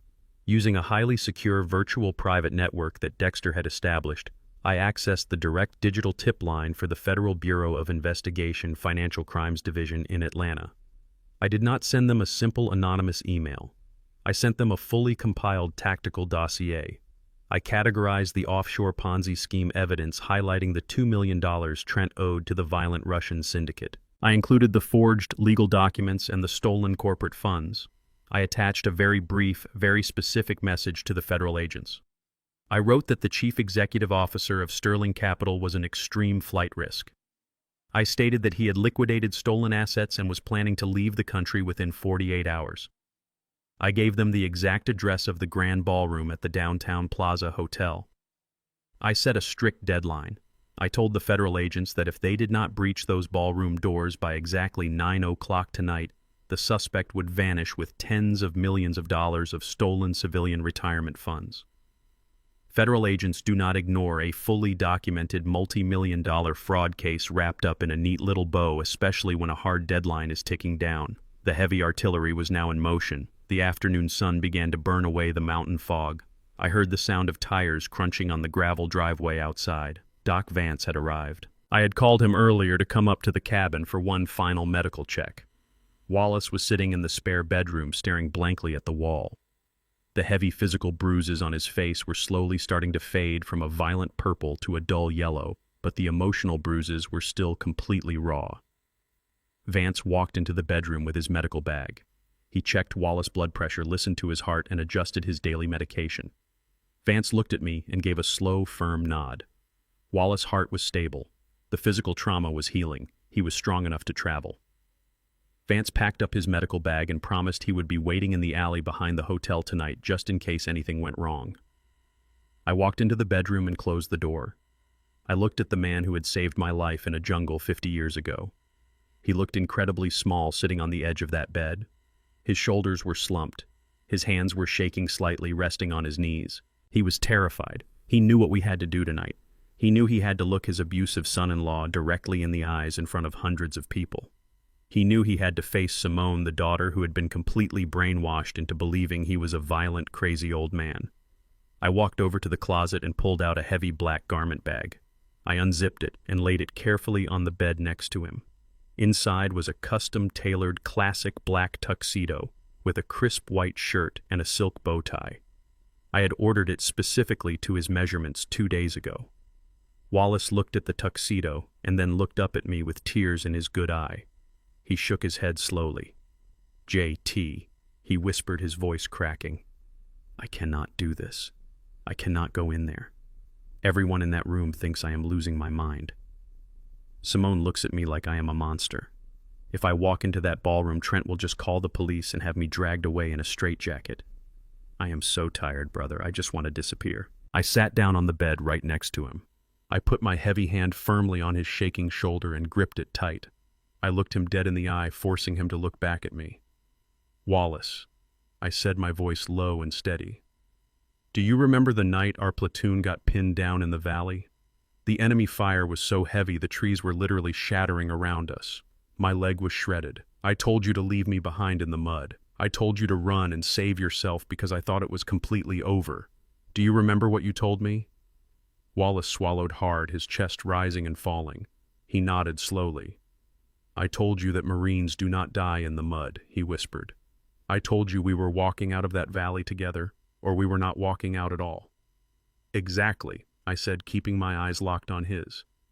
"You picked me up and you carried me through actual hell because you refused to let the enemy win. Well, tonight, we are walking into a different kind of hell. But you are not going to walk in there looking like a broken victim. You are not going to hide in the shadows. You built a massive empire with your own 2 bare hands. You are a king in this city. When you walk into battle, you wear your dress uniform. You are going to put on this tuxedo. You are going to stand tall. And we are going to burn that miserable boy's entire life to the ground together." Wallace stared at me for a long, heavy moment. The fear in his eyes slowly began to recede, replaced by a tiny flickering spark of the old, fierce warrior I used to know. He wiped a tear from his cheek and gave me a single determined nod. He stood up from the bed and reached for the crisp white shirt. The preparation was complete. Evening fell over the city of Atlanta. The sky turned a deep shade of midnight blue as the city lights began to illuminate the skyline. I stood in front of the cabin mirror, adjusting the collar of my charcoal gray Tom Ford suit. I checked the heavy gold Rolex on my wrist. It was exactly 7:30 in the evening. The timeline was extremely tight. I slipped my registered concealed firearm into the tactical holster, resting comfortably against my ribs underneath my tailored jacket. I was not planning on shooting anyone tonight, but I was definitely not walking into a room full of desperate criminals completely unarmed. I walked outside and climbed into the driver's seat of the midnight black Bentley. Vance had already loaded Wallace into a separate secure transport vehicle with dark-tinted windows. I gave Vance the strict tactical instructions. They were to drive to the downtown Plaza Hotel and park quietly in the dark loading dock alley right behind the main kitchens. They were to wait there in absolute silence until I sent the green light signal to their phone. Wallace was the ultimate surprise weapon, and he needed to remain completely hidden until the perfect moment. I drove the heavy luxury car down the interstate, feeling the massive engine rumble underneath me. The city traffic was thick, but I navigated the streets with total mechanical precision. I pulled the Bentley up to the grand entrance of the downtown Plaza Hotel. The front courtyard was an absolute circus of extreme wealth and arrogant privilege. Valets in red vests were running around frantically opening the doors of Ferraris and imported luxury sedans. Women draped in heavy diamond necklaces and men wearing custom silk dinner jackets were laughing and sipping expensive champagne as they walked up the red carpet. They were all gathering to celebrate the philanthropic brilliance of Trent Sterling. They were all walking directly into a massive federal trap. I stepped out of the Bentley, tossing the keys to an eager young valet. I buttoned my suit jacket and walked up the wide marble stairs with the heavy, slow confidence of an incredibly wealthy Texas oil tycoon. I pushed through the massive glass doors and entered the main hotel lobby. The sound of a live string quartet drifted through the air, mixing with the loud chatter of hundreds of rich investors. I followed the crowd toward the grand ballroom. The ballroom was absolutely magnificent. Massive crystal chandeliers hung from the vaulted ceilings, casting a warm, golden glow over the room. Tables draped in white silk were covered with expensive floral arrangements and tall, glowing candles. Waiters in crisp black uniforms walked through the crowd carrying silver trays loaded with crystal glasses of premium champagne. It was a monument to fake corporate success. I stood near the entrance, scanning the massive room with my trained eyes. It took me less than 10 seconds to locate the primary target. Trent Sterling was standing near the center of the room, surrounded by a circle of wealthy older men. He was wearing a stunning deep burgundy velvet dinner jacket with a black silk bow tie. He looked like an absolute prince. He was laughing loudly, holding a glass of champagne, exuding pure, unadulterated arrogance. He was playing the role of the master of the universe, completely unaware that the ground beneath his expensive leather shoes was about to crumble into dust.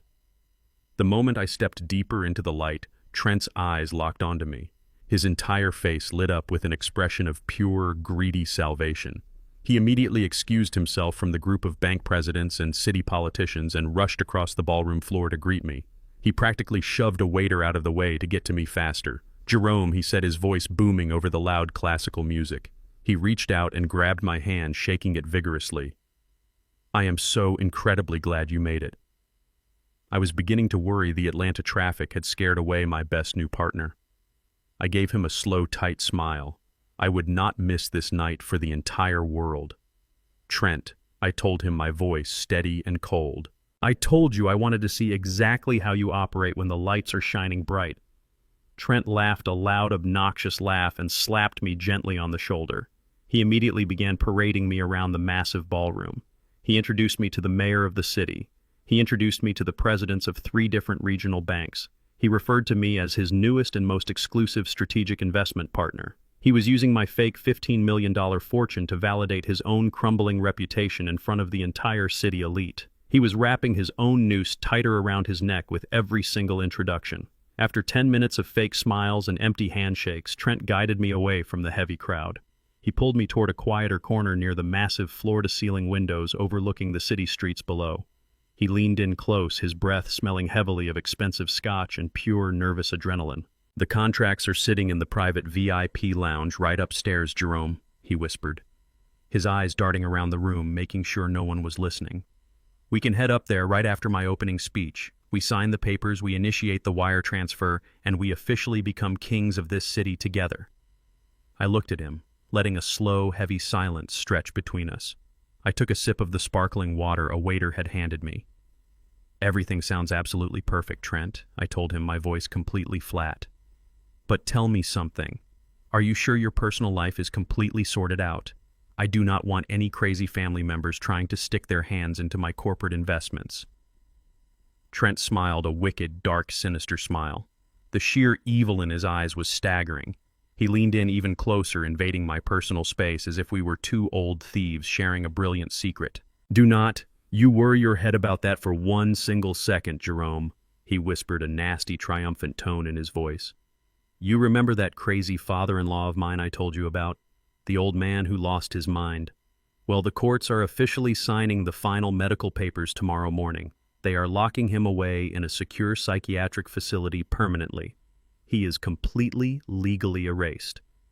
Trent took a slow, confident sip of his champagne and winked at me.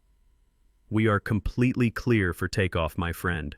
There is absolutely nothing standing in our way."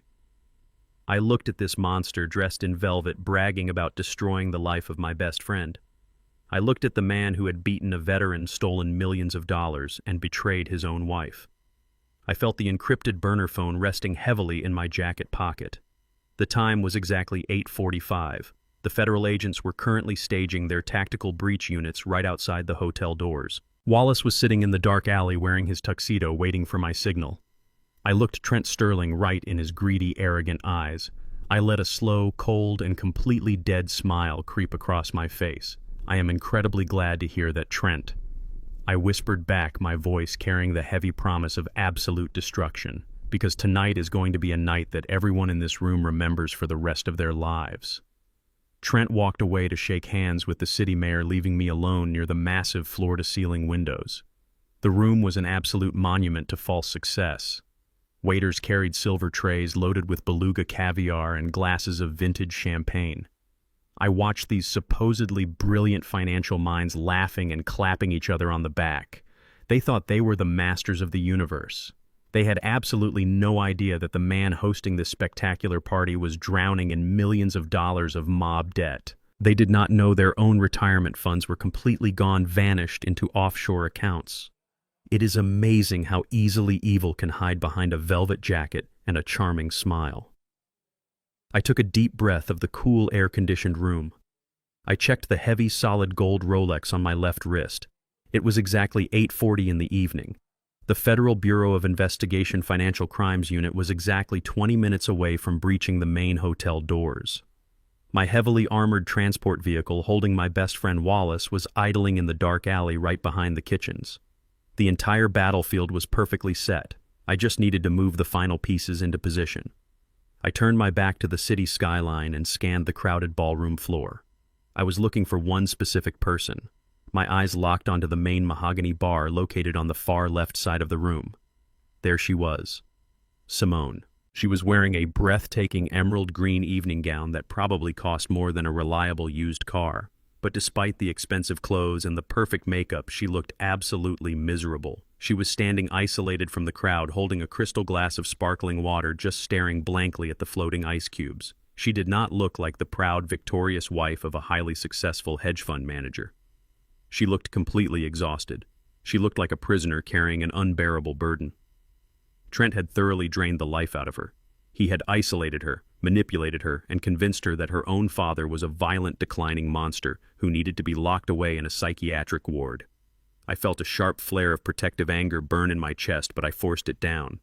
I walked slowly and purposefully across the massive ballroom floor, navigating through the sea of wealthy elites until I reached the polished bar right next to her. I ordered a club soda with lime from the bartender and leaned heavily against the brass rail. I did not look directly at Simone at first. I just stared straight ahead at the rows of expensive liquor bottles illuminated by the golden backlights. I let a heavy, uncomfortable silence hang between us for a long moment. Then I spoke, my voice a low, steady rumble over the elegant classical music playing throughout the room. I told her that a party this incredibly expensive usually had much happier guests. Simone startled slightly, turning her head to look at me. She gave me a very polite but entirely fake corporate smile. She said it had simply been a very long and stressful week, and she was just feeling a little tired from the event planning. I nodded slowly, taking a slow sip of my drink.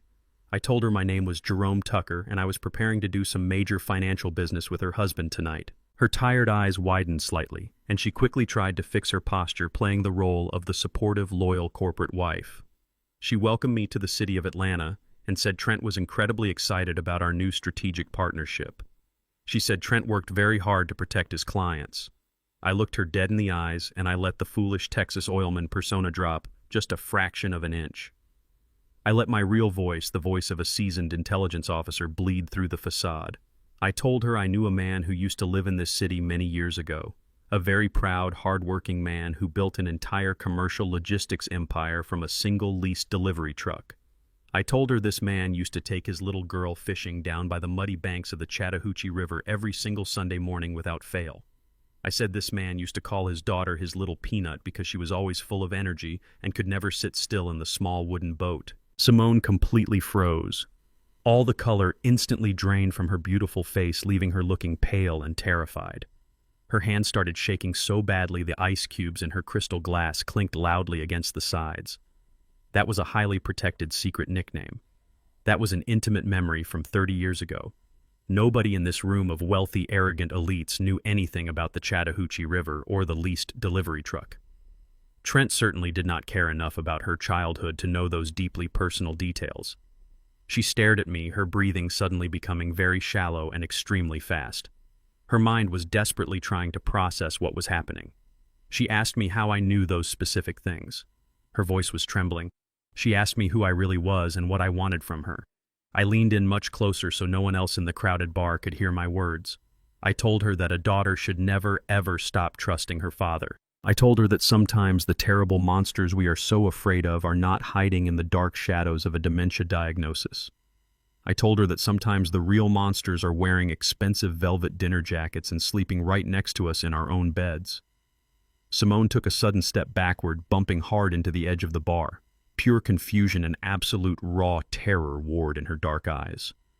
The heavy psychological conditioning Trent had subjected her to was finally starting to crack under the weight of the truth. She was waking up from a long, terrible nightmare. She opened her mouth to ask me another desperate question, but before she could speak, a loud, sharp electronic feedback noise echoed violently through the grand ballroom.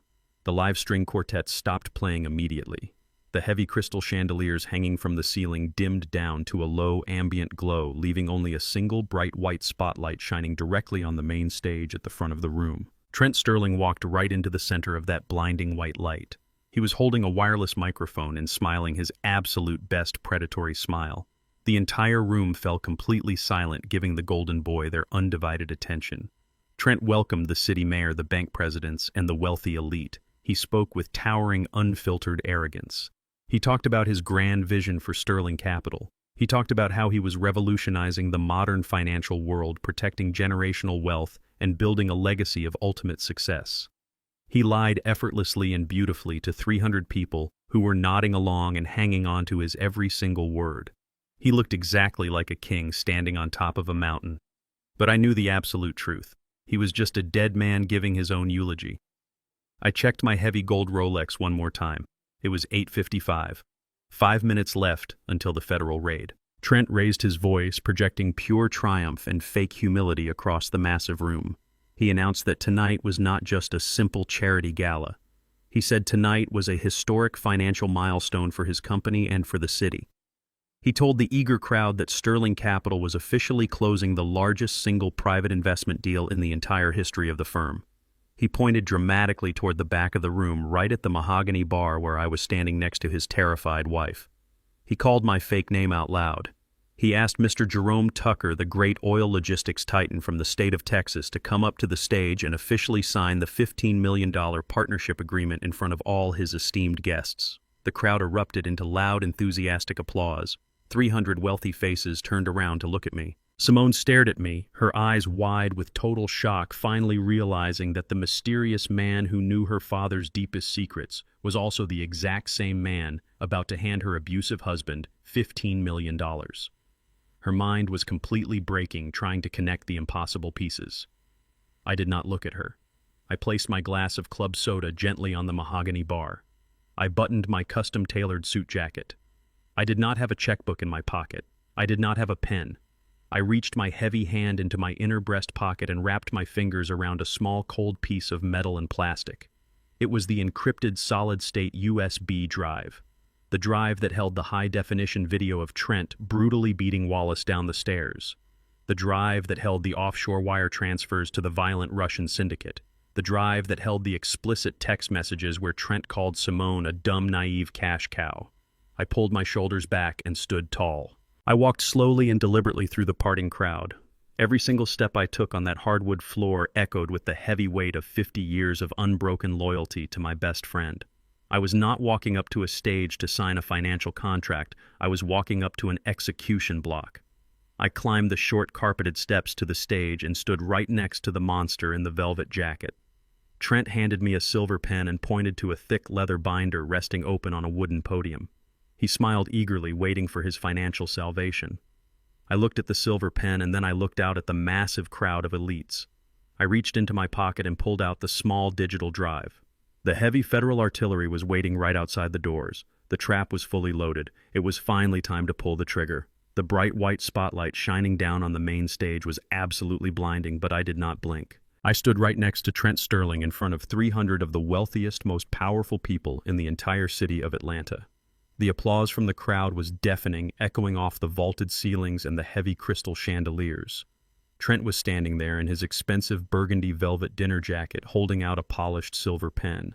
He pointed to the thick leather binder resting on the wooden podium. He was waiting for me to sign the fake $15 million partnership agreement. He thought he had just won the ultimate victory. He thought his financial crimes and his brutal abuse were buried forever. He was smiling so hard his teeth were glowing under the stage lights. I looked at the silver pen in his soft manicured hand. I did not reach for it. I did not even look at the leather binder. Instead, I reached out and took the wireless microphone right out of his other hand. Trent's smile faltered for a fraction of a second. A tiny flicker of confusion crossed his eyes, but he quickly recovered, trying to maintain his perfect corporate composure in front of his wealthy investors. He stepped back slightly, giving me the center of the stage. He thought the old, uneducated Texas oilman just wanted to say a few words of gratitude before handing over the massive fortune. He had absolutely no idea he had just handed the microphone to his own executioner. I looked out over the massive sea of faces. I saw the bank presidents, the city politicians, and the elite socialites sitting at their silk-draped tables holding their crystal glasses of champagne. And way in the back, standing near the mahogany bar, I saw Simone. She was still wearing that beautiful emerald green gown, her face pale and terrified from the secret words I had whispered to her just minutes ago. She was staring at me, waiting for the other shoe to drop. I raised the microphone to my mouth. My voice boomed through the massive speakers, echoing across the grand ballroom with a heavy, cold, absolute authority. Trent talks a whole lot about trust, I said, my voice low and steady, slicing right through the lingering applause until the entire room fell completely silent. He stands up here in his expensive velvet jacket and he tells you all about building a legacy. He tells you about protecting your wealth and securing your family future. He uses words like loyalty and honor to convince you to hand over your hard-earned money. I turned my head slowly and looked Trent dead in the eyes. The confusion on his face was rapidly turning into pure naked panic. He could feel the sudden shift in the atmosphere. The heavy predatory tension radiating from my posture was no longer the act of a foolish old billionaire. It was the stance of a highly trained military intelligence officer locking onto a hostile target. I continued speaking into the microphone, never breaking eye contact with the monster. I think it is only fair that we show all these good people exactly how you treat the people who actually trust you, Trent, I said. I think it is time we show them what your version of family and loyalty really looks like behind closed doors.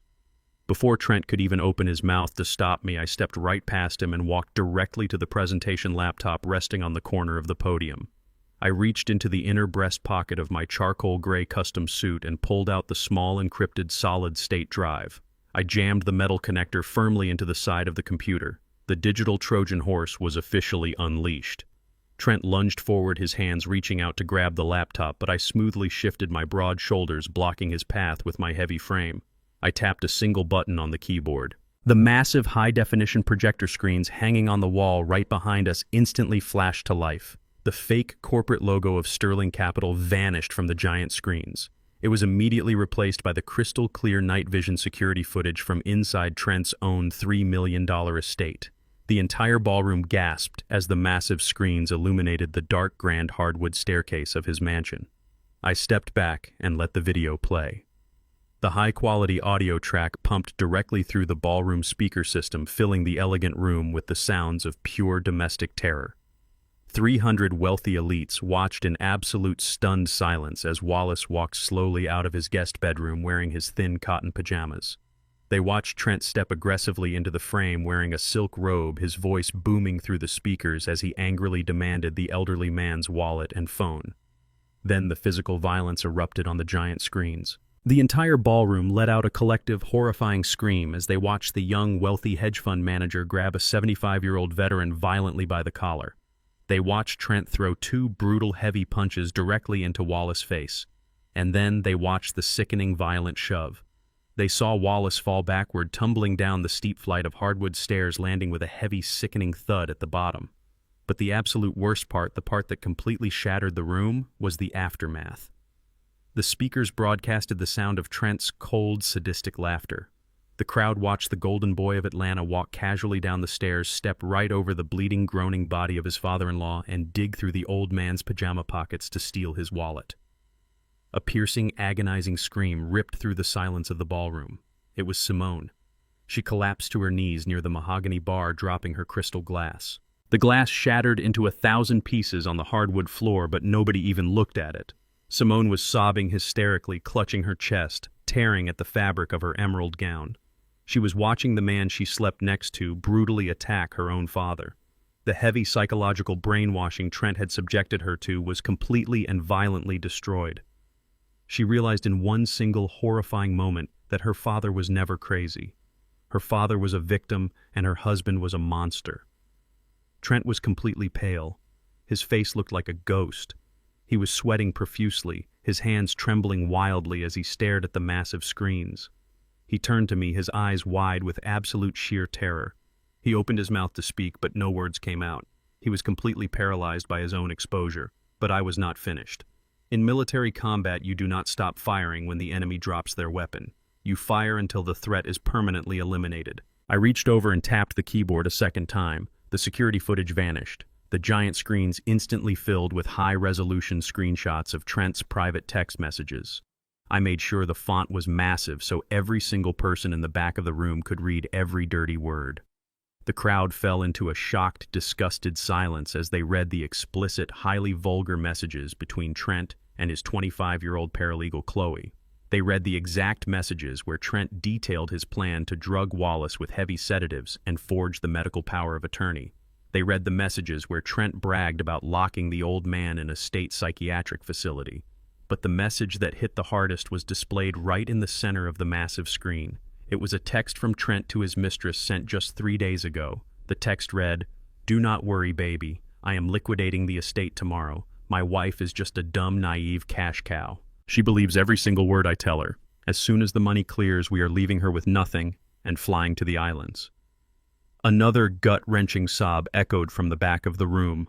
Simone was hiding her face in her hands, completely broken, entirely devastated by the ultimate betrayal. The women in the ballroom who had just been drinking champagne and laughing were now covering their mouths with their hands, looking at Trent with pure, unadulterated disgust. The golden boy was completely stripped of his armor. He was standing naked in front of the entire city, exposed as an abusive, cheating coward. Trent took a step backward away from the podium, shaking his head frantically. "This is fake!" he screamed, his voice cracking in panic. He pointed a trembling finger at me. "This man is a liar. This is a fabricated digital attack. You have to believe me." The crowd did not believe a single word. The murmurs in the ballroom were rapidly turning into loud, aggressive shouts of anger. But I knew the final blow was the one that would turn this wealthy, elegant crowd into an absolute bloodthirsty mob. People will watch a man cheat on his wife and they will judge him. They will watch a man hit an elder and they will despise him. But when you tell a room full of rich people that their money is gone, they will literally tear you to pieces. I stepped forward and hit the keyboard one final time. The text messages disappeared.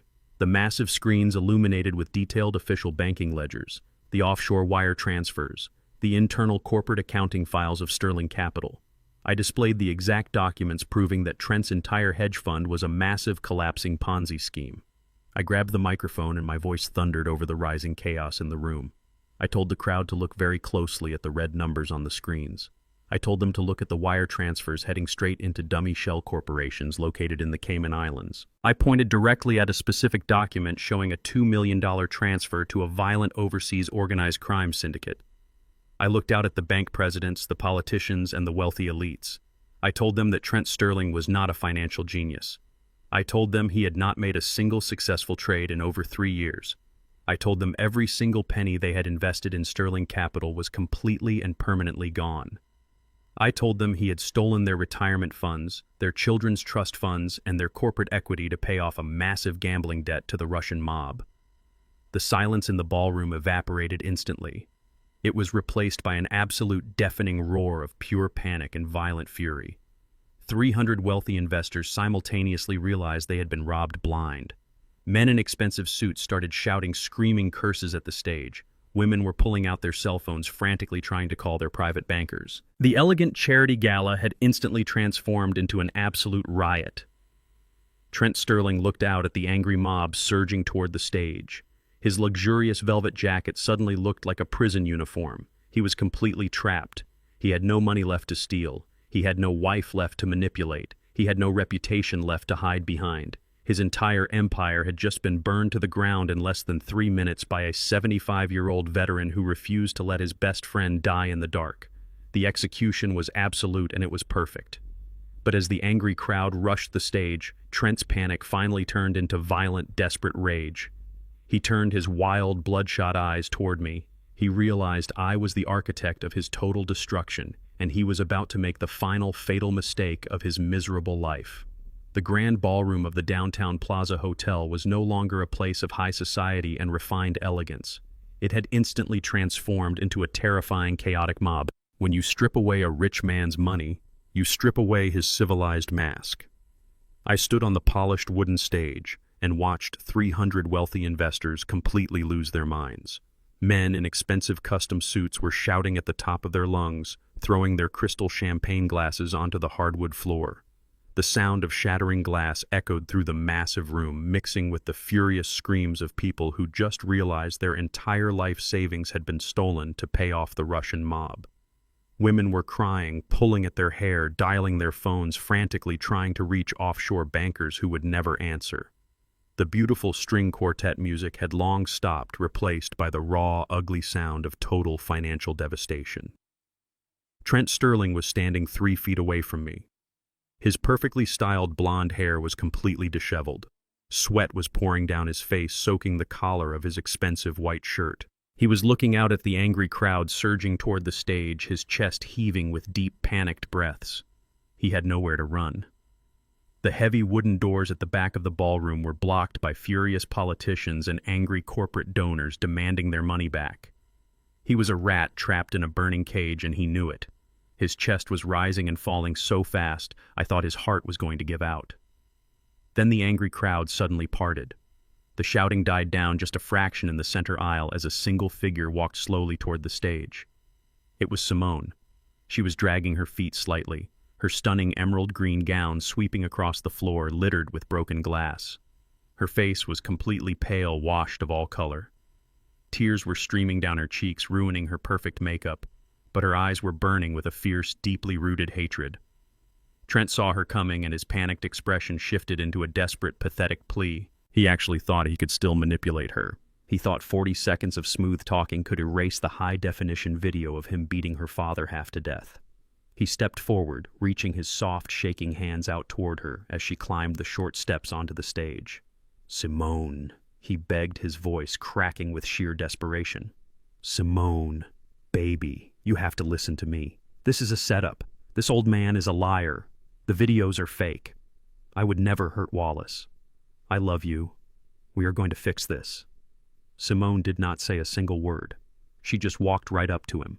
She looked at the man she had slept next to, the man who had called her a dumb, naive cash cow to his 25-year-old mistress. She raised her right hand and brought it across his face with every single ounce of strength she had left in her body. The slap echoed through the microphone still resting on the podium. It was a sharp, loud, violent crack that snapped Trent's head violently to the side. A bright red handprint instantly bloomed across his pale, sweating cheek.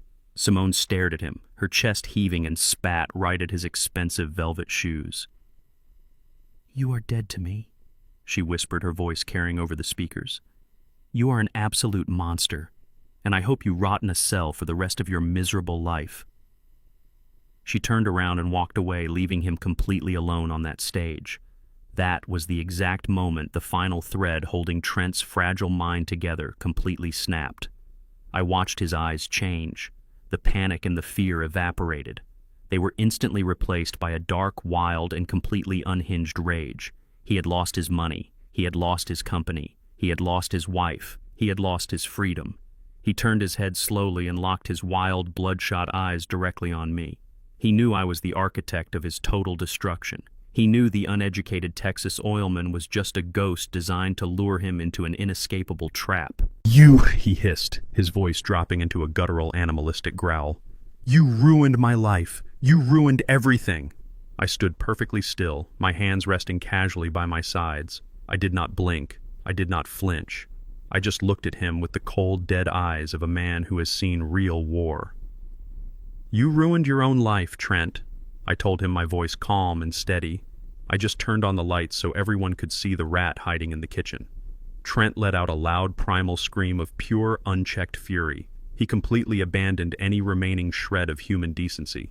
He turned to the wooden podium and grabbed the nearest object he could find. It was a massive, heavy, solid glass charity award statue shaped like a rising star. It weighed at least 10 pounds and the edges were sharp and jagged. He gripped it with both hands, raising it high above his head, aiming directly for my skull. He lunged at me with all his body weight, intending to crush my head and kill me right there on the stage in front of 300 witnesses. When a civilian attacks you, they always broadcast their movements. They swing wide, they scream, and they rely on momentum. But when you spend your youth fighting in the jungles of Vietnam, learning close quarters combat in the mud and the blood, you do not rely on momentum. You rely on mechanical precision. The military teaches you that violence is simply a mathematical equation. It is about angles, leverage, and physics.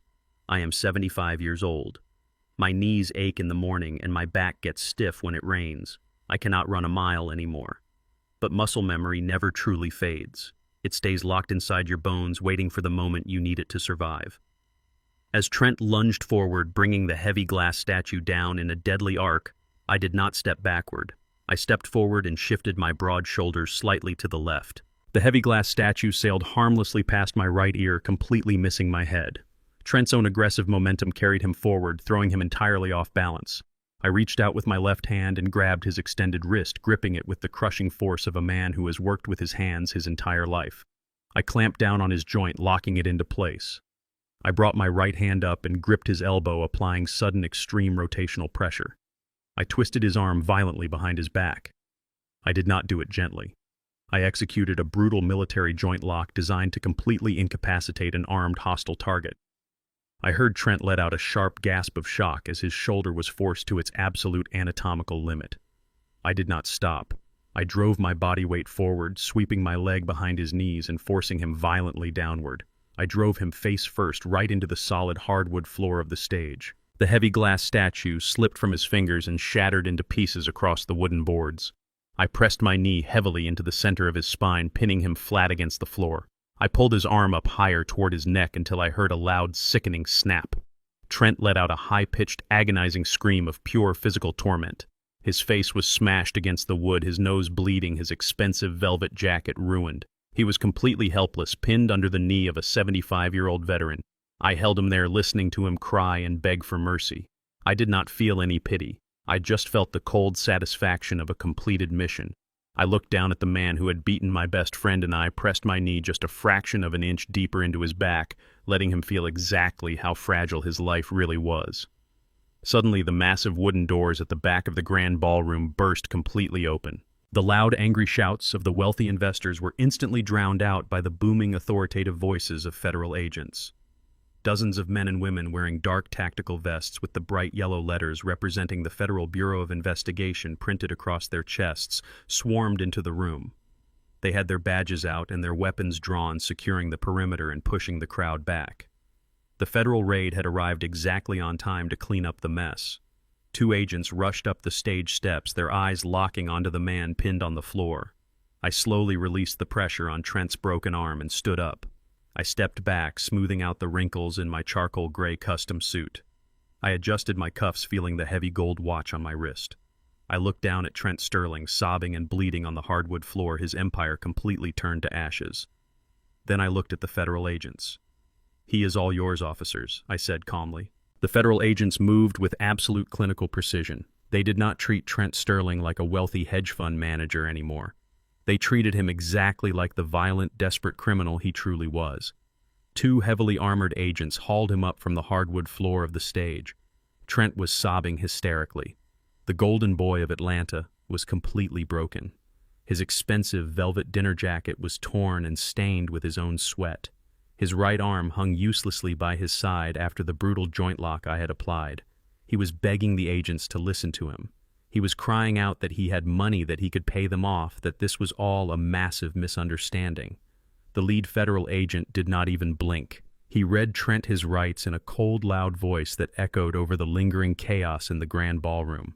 The agent listed the charges one by one loudly enough for the entire room to hear. Massive wire fraud, corporate embezzlement, forgery of legal medical documents, and aggravated assault on an elderly veteran. Trent was looking at 20 hard years in a federal penitentiary. Every single bank account he owned was already frozen by the government. His luxury cars, his massive estate, his offshore shell companies, all of it was completely gone. He was a ruined man.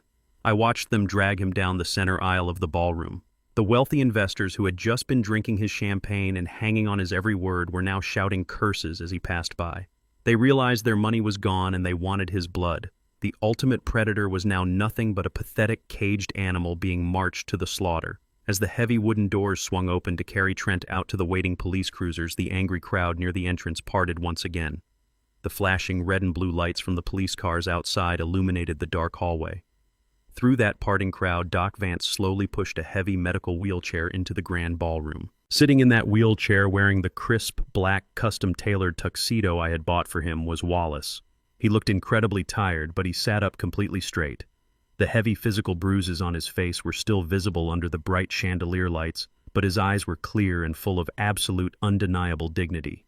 He was no longer the terrified, battered man who had collapsed on my porch in the freezing rain. He was a king returning to his rightful throne. Simone turned away from the shouting crowd and saw her father. The entire ballroom seemed to freeze around them.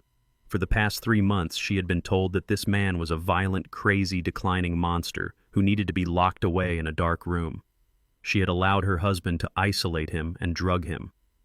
But looking at Wallace now, she finally saw the complete, unfiltered truth. She saw the father who had worked his entire life to give her the world. She saw the man who had loved her unconditionally. Simone collapsed to the hardwood floor right in front of his wheelchair. Her beautiful emerald green gown pooled around her knees among the shattered crystal glass. She buried her face in her hands and began to weep with a raw, agonizing grief. Her shoulders shook violently as the full weight of her terrible mistake crushed down on her. She did not make excuses. She did not try to blame Trent. She just grabbed her father's hand, holding it against her tear-stained cheek, and begged for his forgiveness. She sobbed uncontrollably, telling him how incredibly sorry she was for being so blind, for not protecting him, for letting a monster take over their lives. I stood near the edge of the stage watching them. In the military, you see a lot of broken things that can never be fixed, but you also see the incredible resilience of the human spirit. Wallace did not pull his hand away. He did not yell at her. He did not hold on to his anger. He simply reached out his other hand and gently stroked his daughter's hair. He leaned forward in his wheelchair and pulled her close, resting her head against his chest.